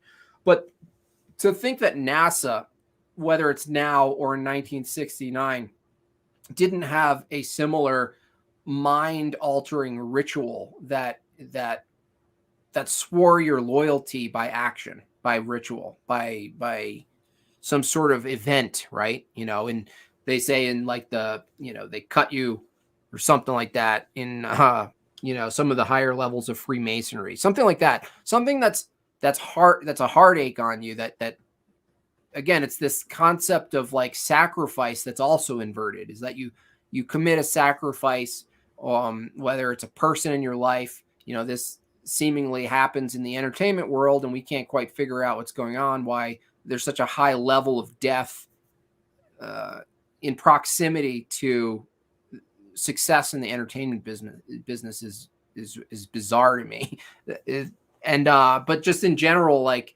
that there's some sort of whatever special little cult you're in, there's always going to be some sort of, well, you have to earn it, right, to be in here. And if that's the case, that you have to earn it, that means we have to make it somewhat difficult or even painful, and in some instances traumatic. Yeah, what's interesting, kind of a sync with that, is your name's James, and in the letter of James, he makes a comment that a murderer has no eternal life dwelling in them. So maybe that's a part of it, where they want you to murder somebody, like premeditated murder, in order to ensure that like your soul is bound with their type of energy. Yeah, I think that's the case. And it goes a step further, like ingesting the blood of whatever the sacrifice is, which is also biblical, ties in. And so that's there. It's not like it's not there. It's also biblically, like there, but it's just how it's inverted and how you borrow it and you go, well, we can use that. And that, all the sex magic rituals, similar things. I have that book, The Cube. I'll actually probably do a stream about that. I found a copy of that rare book, the Cult of the Black Cube, and it goes on about the author of it and how he got into it and how he was ultimately like, broken, and he couldn't walk, and he was deathly ill, and then made a deal with what he experienced to be the Saturnalian god, who then gave him full life and, expedient recovery and whatnot. And as long as he pursued this craft in the world and shared it. And so he wrote this book. And then, but there's all in the back, there's all these rituals, the cutting, the mixing of blood and semen and all this stuff. And it's just like, it's almost like it's so creepy because it exists. But then at another level, it's so just like, it's almost like immature. It's almost like a level of like kids in their, their rituals in the tree houses, where they're like, you have to get cut on the arm, or whatever. We have to mix our blood cuts, whatever. Something weird that's embarrassing or like shameful that can be used against you. And it's like, it ends up being sort of a leverage. It almost becomes more of an act of creating leverage than it is the actual act that they actually believe there's a cause and effect of something spiritual happening, I don't know. Anyway, I got to get this other guy on. All right. Thanks. Cool, man. Yeah. Thanks for chat. Bless your baby too. Oh, thank you. Thank you. Max. Jim Bob, how you doing? Good. How are you? Fantastic. I missed the first part of your stream, but the second part here, you're talking about flat earth and science, and boy, that's right up my alley. So I figured I'd pop on and talk a little bit. And the last stream, you were kind of talking about it, and the question was asked of the importance of eventually when you talk to people about flat earth kind of things and questions, people give up and then they go, well, what's the point and who cares anyway? It doesn't make a difference in my life what the shape of the earth is. And I just would like to say is that I consider it, now this has changed over time, but now I think that understanding that what they're telling you about where you live is probably the most important thing for you to figure out. Because when you understand the lies that are involved and the level and how all encompassing it is and all the different countries involved in it and all this, you understand that, okay, you cannot trust anything that these guys say. Write down, and you should probably do your very best to not participate in whatever they got going on. That's how massive it is, and that's the importance of it. and it's fun to poke holes in science. My start with what I was doing on YouTube is essentially being an apologist, they call it, where kind of like a Kent Hovind. I don't know if you're familiar with Kent Hovind, where you're using science to prove the Bible. And then when you find out that the science that they're using is all messed up, that's kind of a waste of time. And you get into the flat earth aspect of it, and the science they use for that, they just kind of make up on a whiteboard, and it has no bearing to reality. So you have to do is go back and understand the Bible says that there's nothing new under the sun. And anytime that something new comes out like that, you kind of apply that to figure out whether or not they're lying about it or not. And you go like, okay, well, there's nothing new under the sun. If the earth's round, what kind of things have people been doing for thousands of years that require the earth to be flat? And it turns out there's a whole long laundry list, and recently, of course, there's flight, right? And things like that. But like building bridges and all these other things, manufacturing mirrors and things like this, they all require that water remains level, and people have been doing these things forever. The earth, it can't be round. There's like just no way. You can come up with all sorts of quasi whiteboard science, where you have an equation and the equation equals out, so it must be true. It's like the problem here, and I mentioned it in a previous stream, is that the approach of the interlocutor of any given side, like the biggest problem I see with this particular back and forth in general, is that one is a claim about the shape, which then presupposes the behaviors of things around us and whatnot. And then the other is an attempt to invalidate the positive claim of an actual object shape, right? But the problem I see is that, flat is not a shape. It's a descriptor of a surface. So the person you're always arguing with, it doesn't matter. It matter not in the sense you're talking about mattering. I'm saying if you're arguing in bad faith, because you're not going to posit a shape from the perspective of trying to negate what we're being told currently. And so in my view, at least the first step of any pursuit of material knowledge, which I've said on previous streams, that there's a little blurred line or a line at which you have to, stop the pursuit of worldly knowledge and always make sure you come back to scriptural and wisdom knowledge. But regardless, that you could put a lot of your time in validating current schemes and models, and that is enough to put doubt in someone and to go, well, I've never seen this invalidation. I think, in my view and how I perceive it, all of this, going into all sorts of rabbit holes, including flat Earth and this stuff, and watching debates and stuff, is that the moment the person invalidating the modern view of the cosmos, including shape and everything else, the moment they posit a descriptor of the Earth, even if they say flat, they're actually losing ears, because that occurs to anyone listening as a positive claim of something, and immediately their brain's going to go, flat isn't a thing. Like, that's just a table's flat, but the shape of a table isn't flat. So you get into, in my view, as I've witnessed it, you get even in interactions where I simply go, and this is the problem with it. If I go, this doesn't make sense, or if I point to a scientific experiment and demonstrate that it actually wasn't an experiment, or if I say, well, this part doesn't make sense, or if I say, you haven't proven that something called gravity, which is, actually explained to be the bending of space-time, can act as a physical barrier for air pressure. You haven't explained that to me. It's on you to explain it. And I stay there. Like, I don't go to a positive claim, because I know the trap. And even saying something that doesn't make sense of a current model, even if you say it, they go, oh, so you just think so? You should flat earther. You said it earlier, where they'll always go back to, you trap somebody like that, they'll always go back to, well, you're just not educated enough to understand, or you haven't had the training, and all of that. Yeah. Right. But so I just think there's a weird sort of dialectic.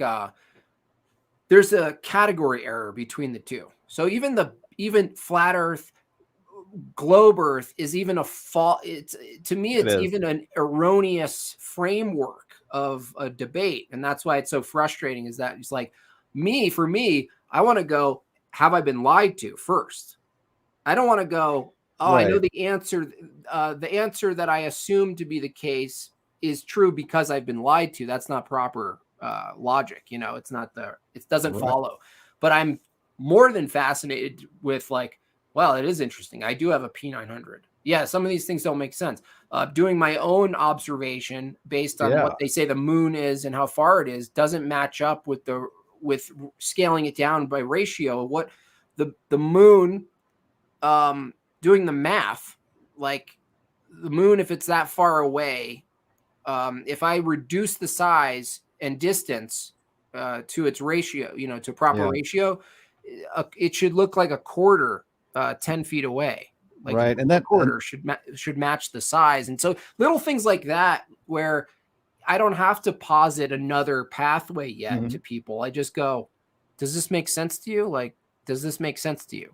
Right. And that's where most flat earth people like Dave Weiss and that we don't have any idea what the shape is other than what it says in the Bible. And according to the Bible, it basically looks like a snow globe. And, the Jews have written out their pictures of what they interpret it to be. And it's like, okay, that lines up with scripture. I don't know what shape you call that other than a snow globe, but not arguing a snow globe. I'm arguing that,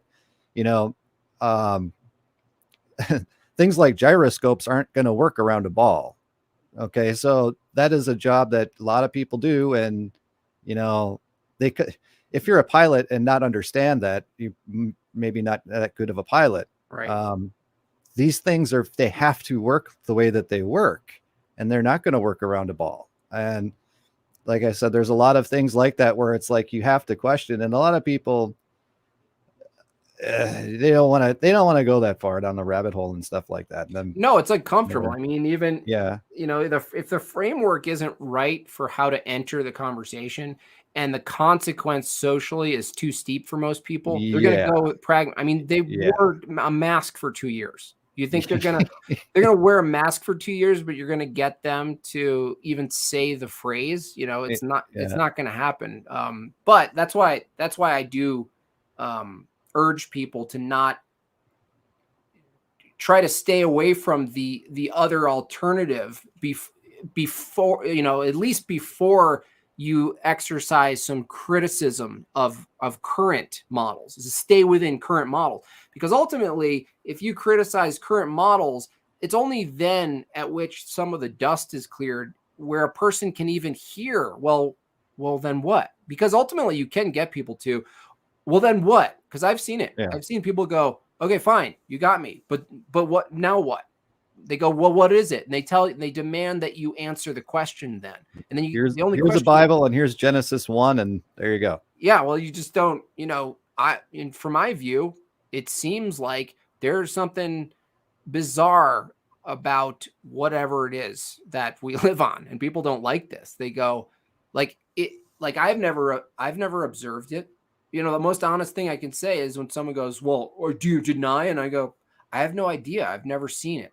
And from my perspective, if you put up a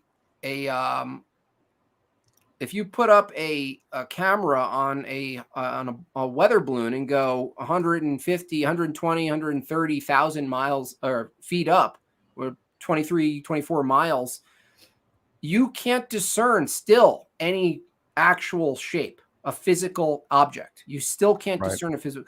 Now, that's inconsistent. That's all. That's a good starting point for me alone, is whatever you're seeing without the fisheye lens at 125, 130,000 feet, 24 miles up, based on what we're told, what we're seeing at that height with these amateur balloons that you and I could actually do ourselves, is not consistent with what we're being told.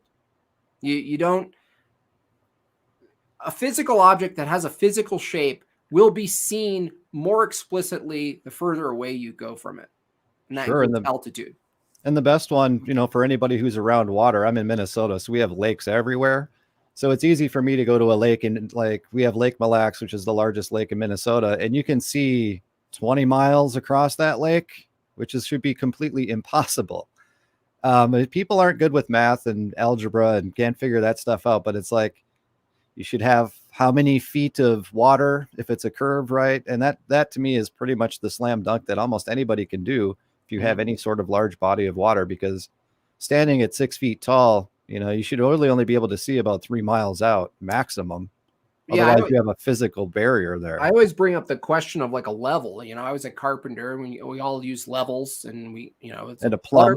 It's a water, plumb, or it's water, and the current concept is, well, no, the water centers itself when it's directly, straight perpendicular to the center of this object. And so you go, well, then there should be an actual mathematical determining point where a level, if was much longer, would no longer be accurate, even though it was accurate in one spot and not accurate in the other. So where I simply asked, where on a level that's, let's say, 3 miles long, right? It starts from it starts from being level, and you go outward, right, in each direction from that point. And you know that, through machining, that these things are directly, it's forming at least as close to possible as a straight line. Now, some people argue a straight line is actually an illusion, that we've never actually witnessed a straight line ever, that we can't actually reproduce a straight line.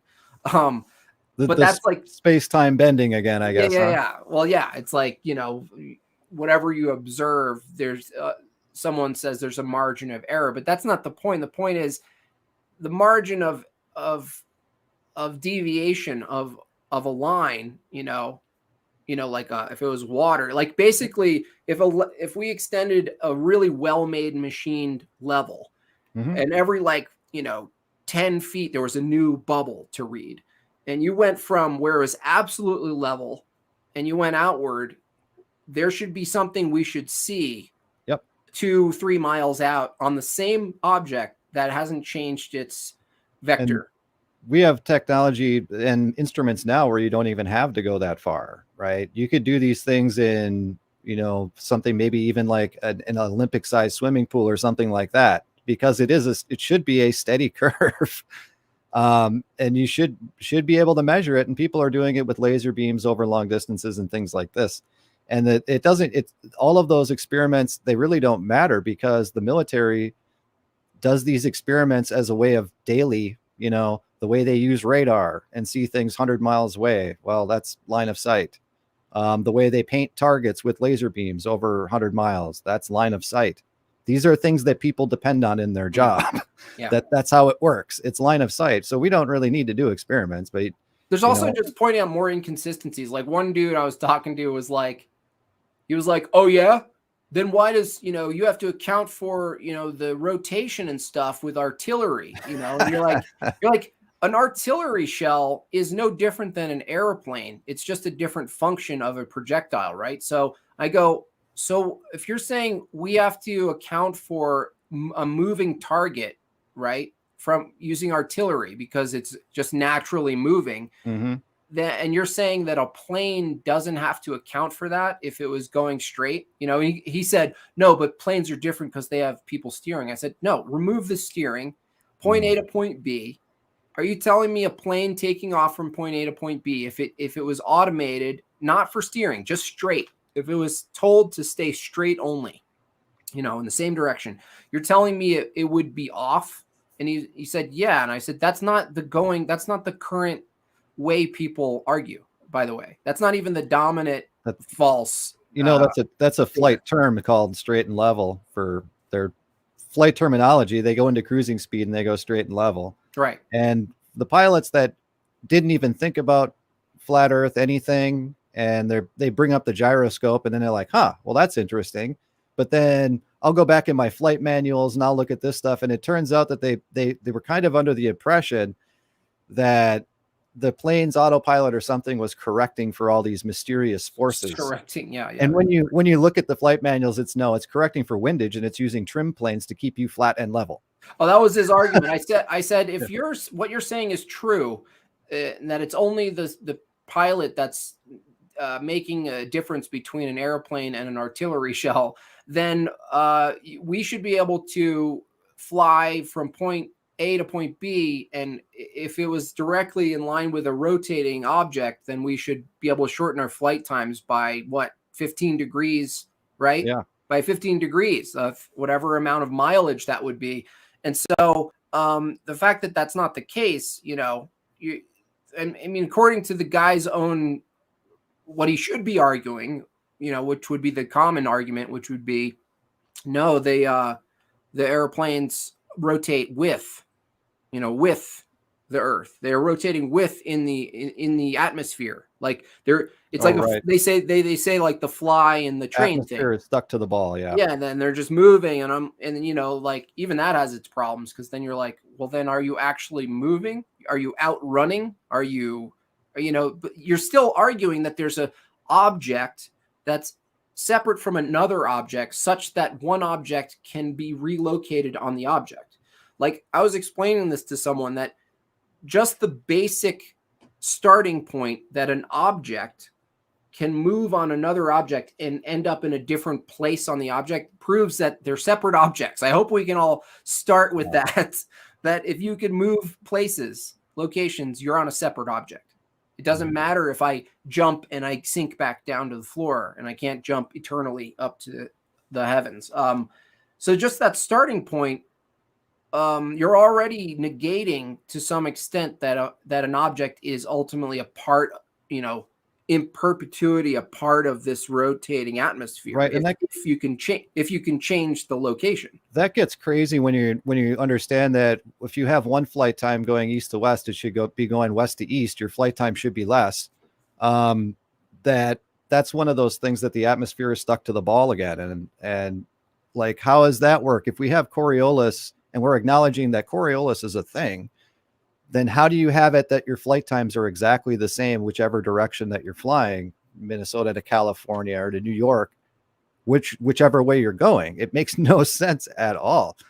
No, it doesn't make sense. The other thing is why is the length of the days the same regardless of where you are on the ball? Because, you have the longest spin time is going to be at the equator, whereas, up towards the tops and the bottoms of the ball, you have smaller circles in a globe. So why isn't there like 400 days when you get up close to the North Pole or close to the South? It doesn't line up with anything either. I don't know. Like I said, I just found that I used to not think it was all that important. And I'm a flight simulator guy. So a few years ago, someone brought up the gyroscope thing and I'm like, oh yeah, boy, I guess I really have to look into this.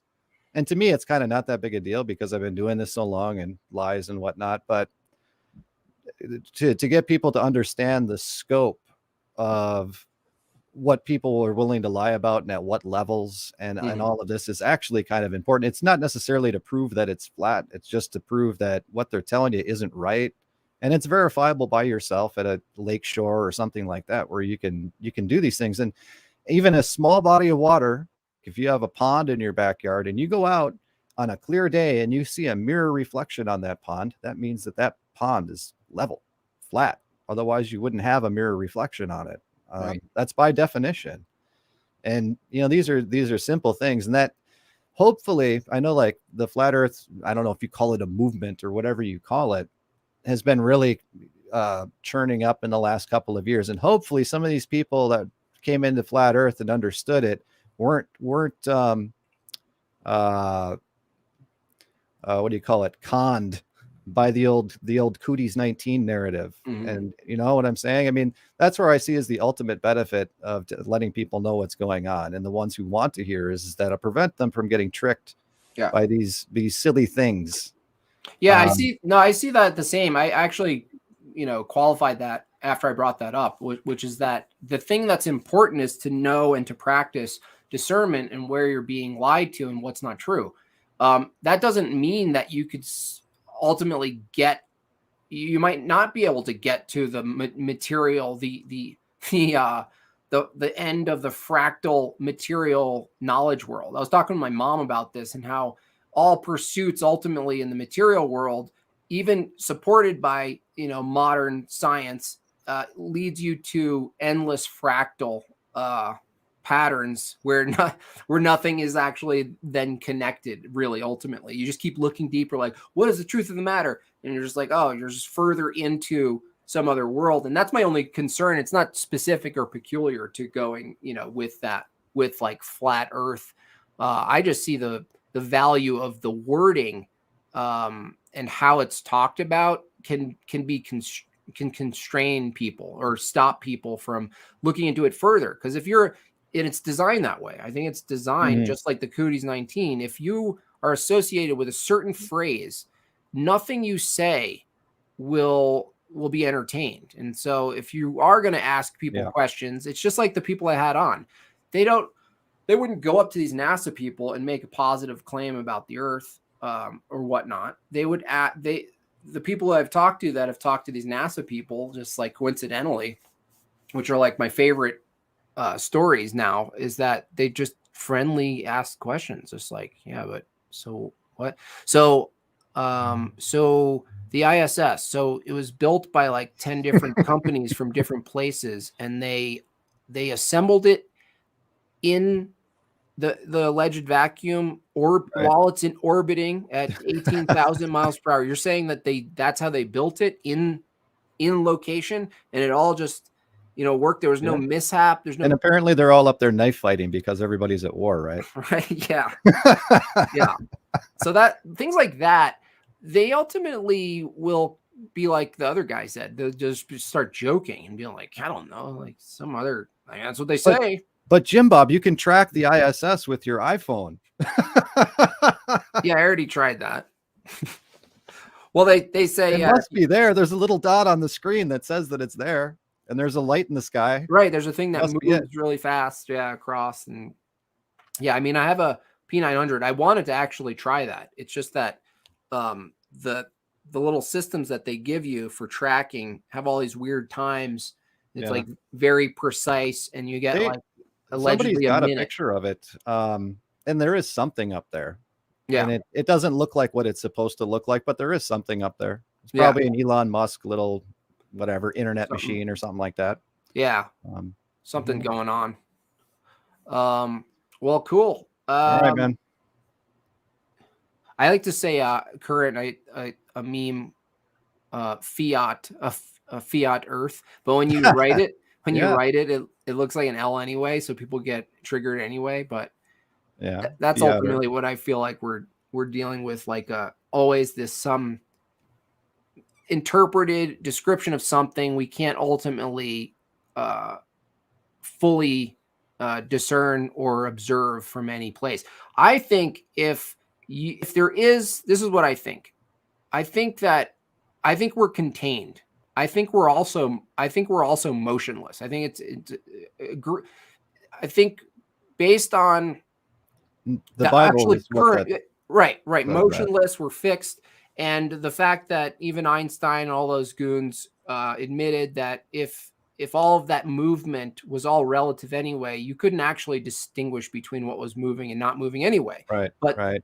So the other thing is, I do actually want to touch on that for a second about, you know, of course the Bible says, you know, the earth cannot be moved, and describes exactly essentially where we live according to the Bible, which is what I believe, very fundamentalist in it. I do want to say that the other important thing about understanding where we live is there are people who, before the flat earth movement was out there, who believed in flat earth because of the Bible, which is a new one to me. And I'm a pretty biblical guy, but I'm like, I'm a science minded, you know, I want to look at this for myself and objective, but there are some fundamentalist believers out there who believed flat earth before it was a thing, because that is how the Bible describes it. And, you know, that is another thing to where people can understand, you know, the truth of the Bible, perhaps, by understanding they're being lied to about the nature of where we live and nature of our existence. And yeah, some people interpret the circle verse as a globe. Some people do that. They try to associate those two. And another thing too, as to how hard it is to convince people, some of these people in sort of my circle believe in geocentricity, which is what I was before coming to flat Earth, because the Bible pretty well plainly states it. But the Earth being the center of everything and everything moving around the Earth, and that of course has some problems if you're going to have the sun, you know, however many million miles away, zipping around the old Earth. So it causes some problems. You have further investigation of that. But there today are some people who will hold to the geocentric thing, but they won't go as far as to saying that the Earth is flat, which I think is very strange. That's how deeply embedded that psychological programming is, to where you can accept that the Earth doesn't move, which already goes against everything out there. But when you say it's flat, there's like a trigger in there that says, "Oh, nutcase."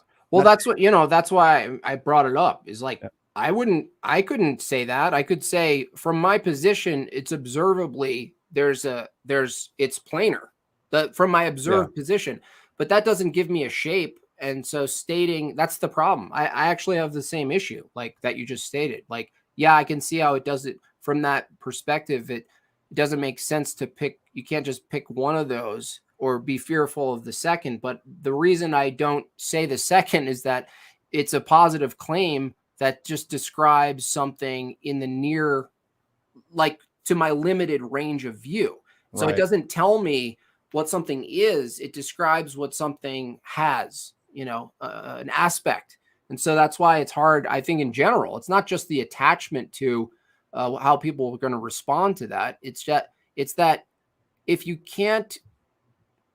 not certain of how that's going to land as a claim, you know, and the consequences, not just socially, but like, you know, what that actually means to say that, I don't think people understand what it means to say that. Like, because you're arguing against, like I said at the beginning of our conversation, you're arguing against a full model where they're actually making a positive claim about a full holistic shape, size thing. So that's going to be more appealing to most people because they can at least try to attach it to all these other assumptions that to them make sense.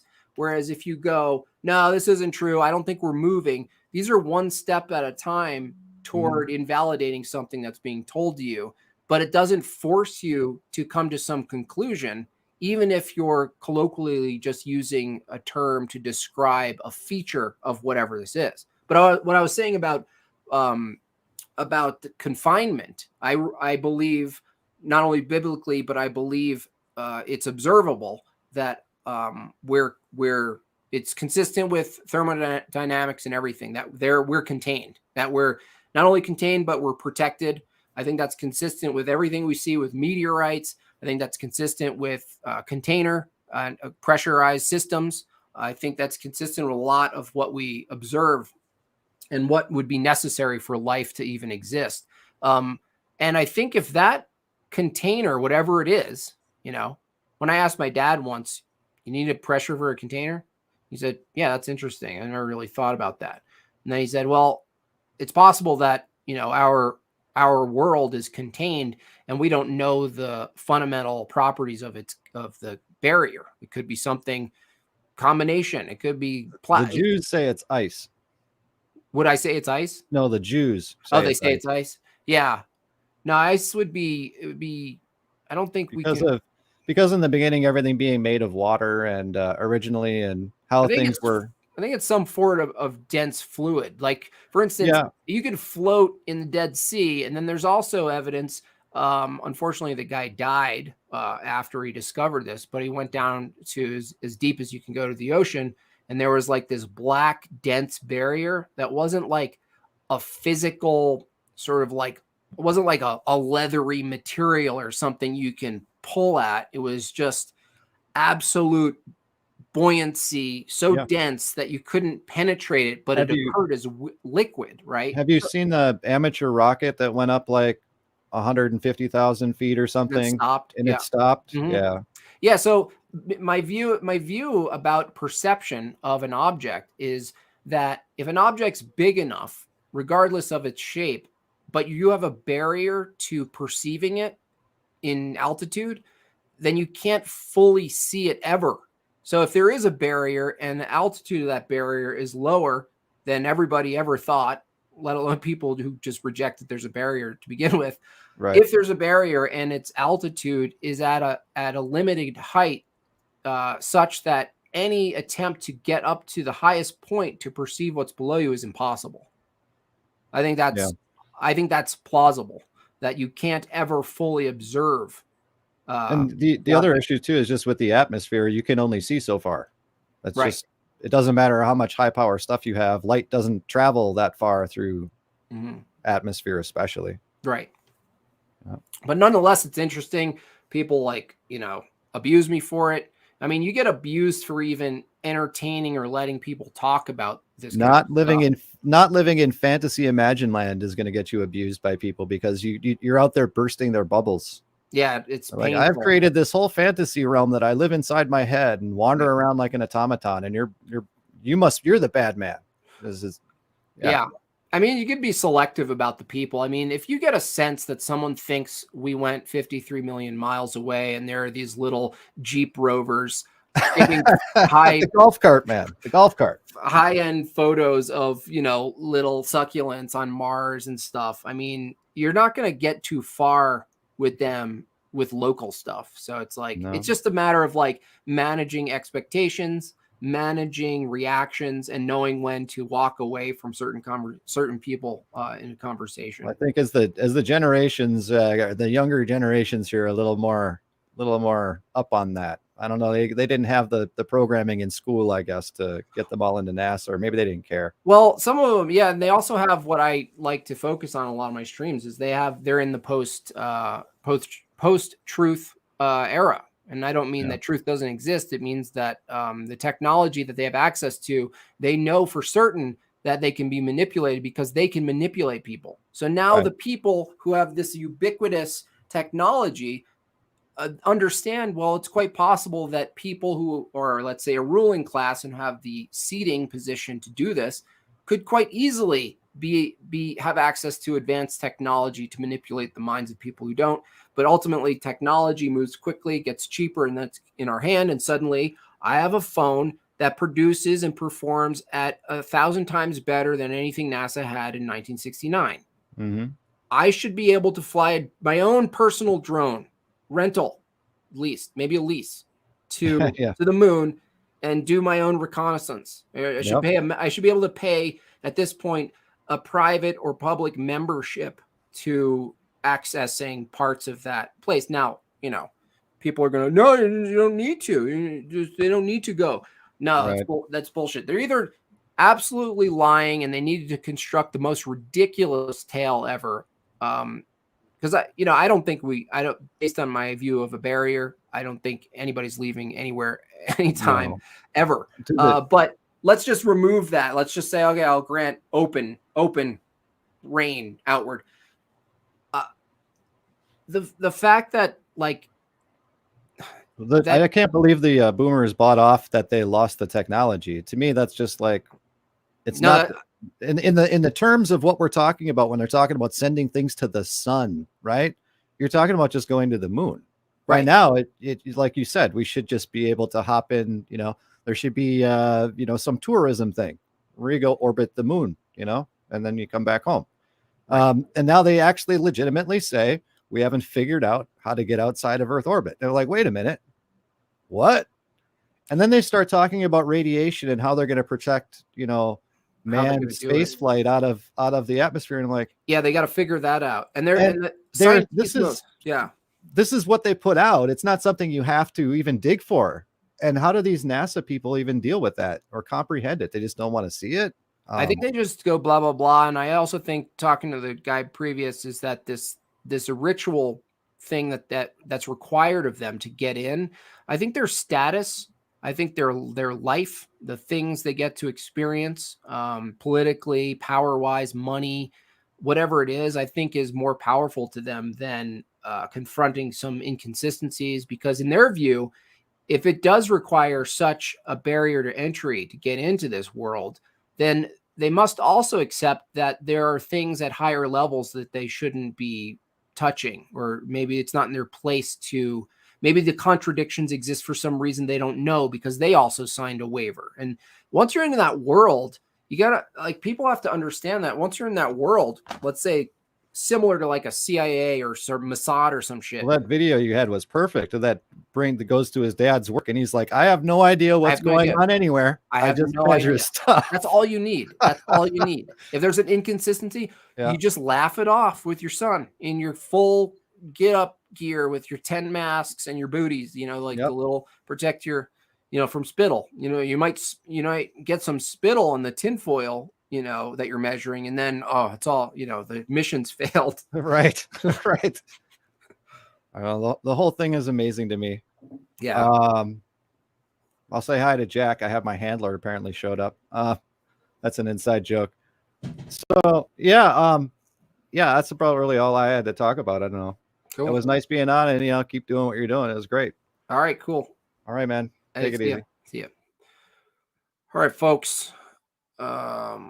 Oh yeah, Jack says I've been a long range shooter most of my life. There's no nothing of that's considered. Yeah, they would have to like change it for every single shot. They'd also have to show without a reasonable doubt that the margin of error was consistent in all different directions of performing the shot. That, you know, just it's insane. Anyway, that's a cool conversation. You know, if I can do anything is demonstrate you can actually talk about this stuff without losing your mind, right? And so that's a good step forward. I mean, keep in mind the last 2 years you couldn't even discuss whether there was actually an isolated virus killing a bunch of people. So you know, be it, you know, I'm still not totally confident in the general man's ability to approach some of these topics. Contrarian, thank you. $5. Man's wisdom and vision is limited, so any assertion from men is inevitably limited by approximate, only in receptive non-assertion. Yeah, exactly. I agree with that. People get a little mad because they go like, you know, you're not talking about, you know, like you don't go far enough or whatever it is. And really, I look at it from this spiritual level where you just go, no, there's certain things that we're never going to find out. I'm okay with that. And that all of the truth we need for this existence is given to us and is clear to us. And the heavens and the complexities of things we can't understand is not actually the purpose we're here to begin with. And so if your pursuit is to know your creator and to love him, then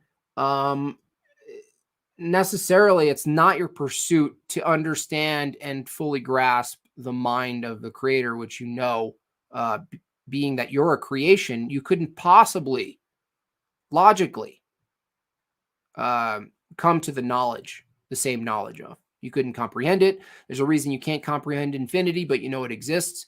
There's a reason you can't fully grasp fractals, but you can see them and they exist. You know, the Mandelbrot sets, all sorts of things that we know exist, that we can understand at a superficial, but we cannot possibly fully conceive of. So anyway, can you do Santeria? Can I sing Santeria? Yeah, I can sing that. It's one of my go-to songs. Anyway, I got to get off of here and hang with my family. This is a long stream, 2 hours and 20 minutes. Thank you for the super chats. Thank you for Colleen for this amazing collection of stamps. If you want to support me, madebyjimbob.com. Find all sorts of goodies there. Prints, t-shirts, books. You can send any sort of tips if you want, if you're off the beast digital system, to Made by Jim Bob 10940 South Parker Road, 814 Parker, Colorado 80134. Again, still waiting on baby James. He's hanging. Might be St. Patty's Day birthday. Who knows? But I will keep everyone posted. Other than that, God bless. And let's all make sure we look up, make sure to take a picture of this thing on the screen that's in perfect high definition, photograph, and see if we can find a similar thing to this thing. It's probably a creation. They probably poured a mold. They probably poured some metal or plastic into a root system or something, and they made a mold and they planted the flower. But why would they lie about a flower on Mars? Anyway, with that, I am out. Gonna have my 4th coffee and play some guitar and hang out with my girls. All right, you guys. God bless. Have a good day.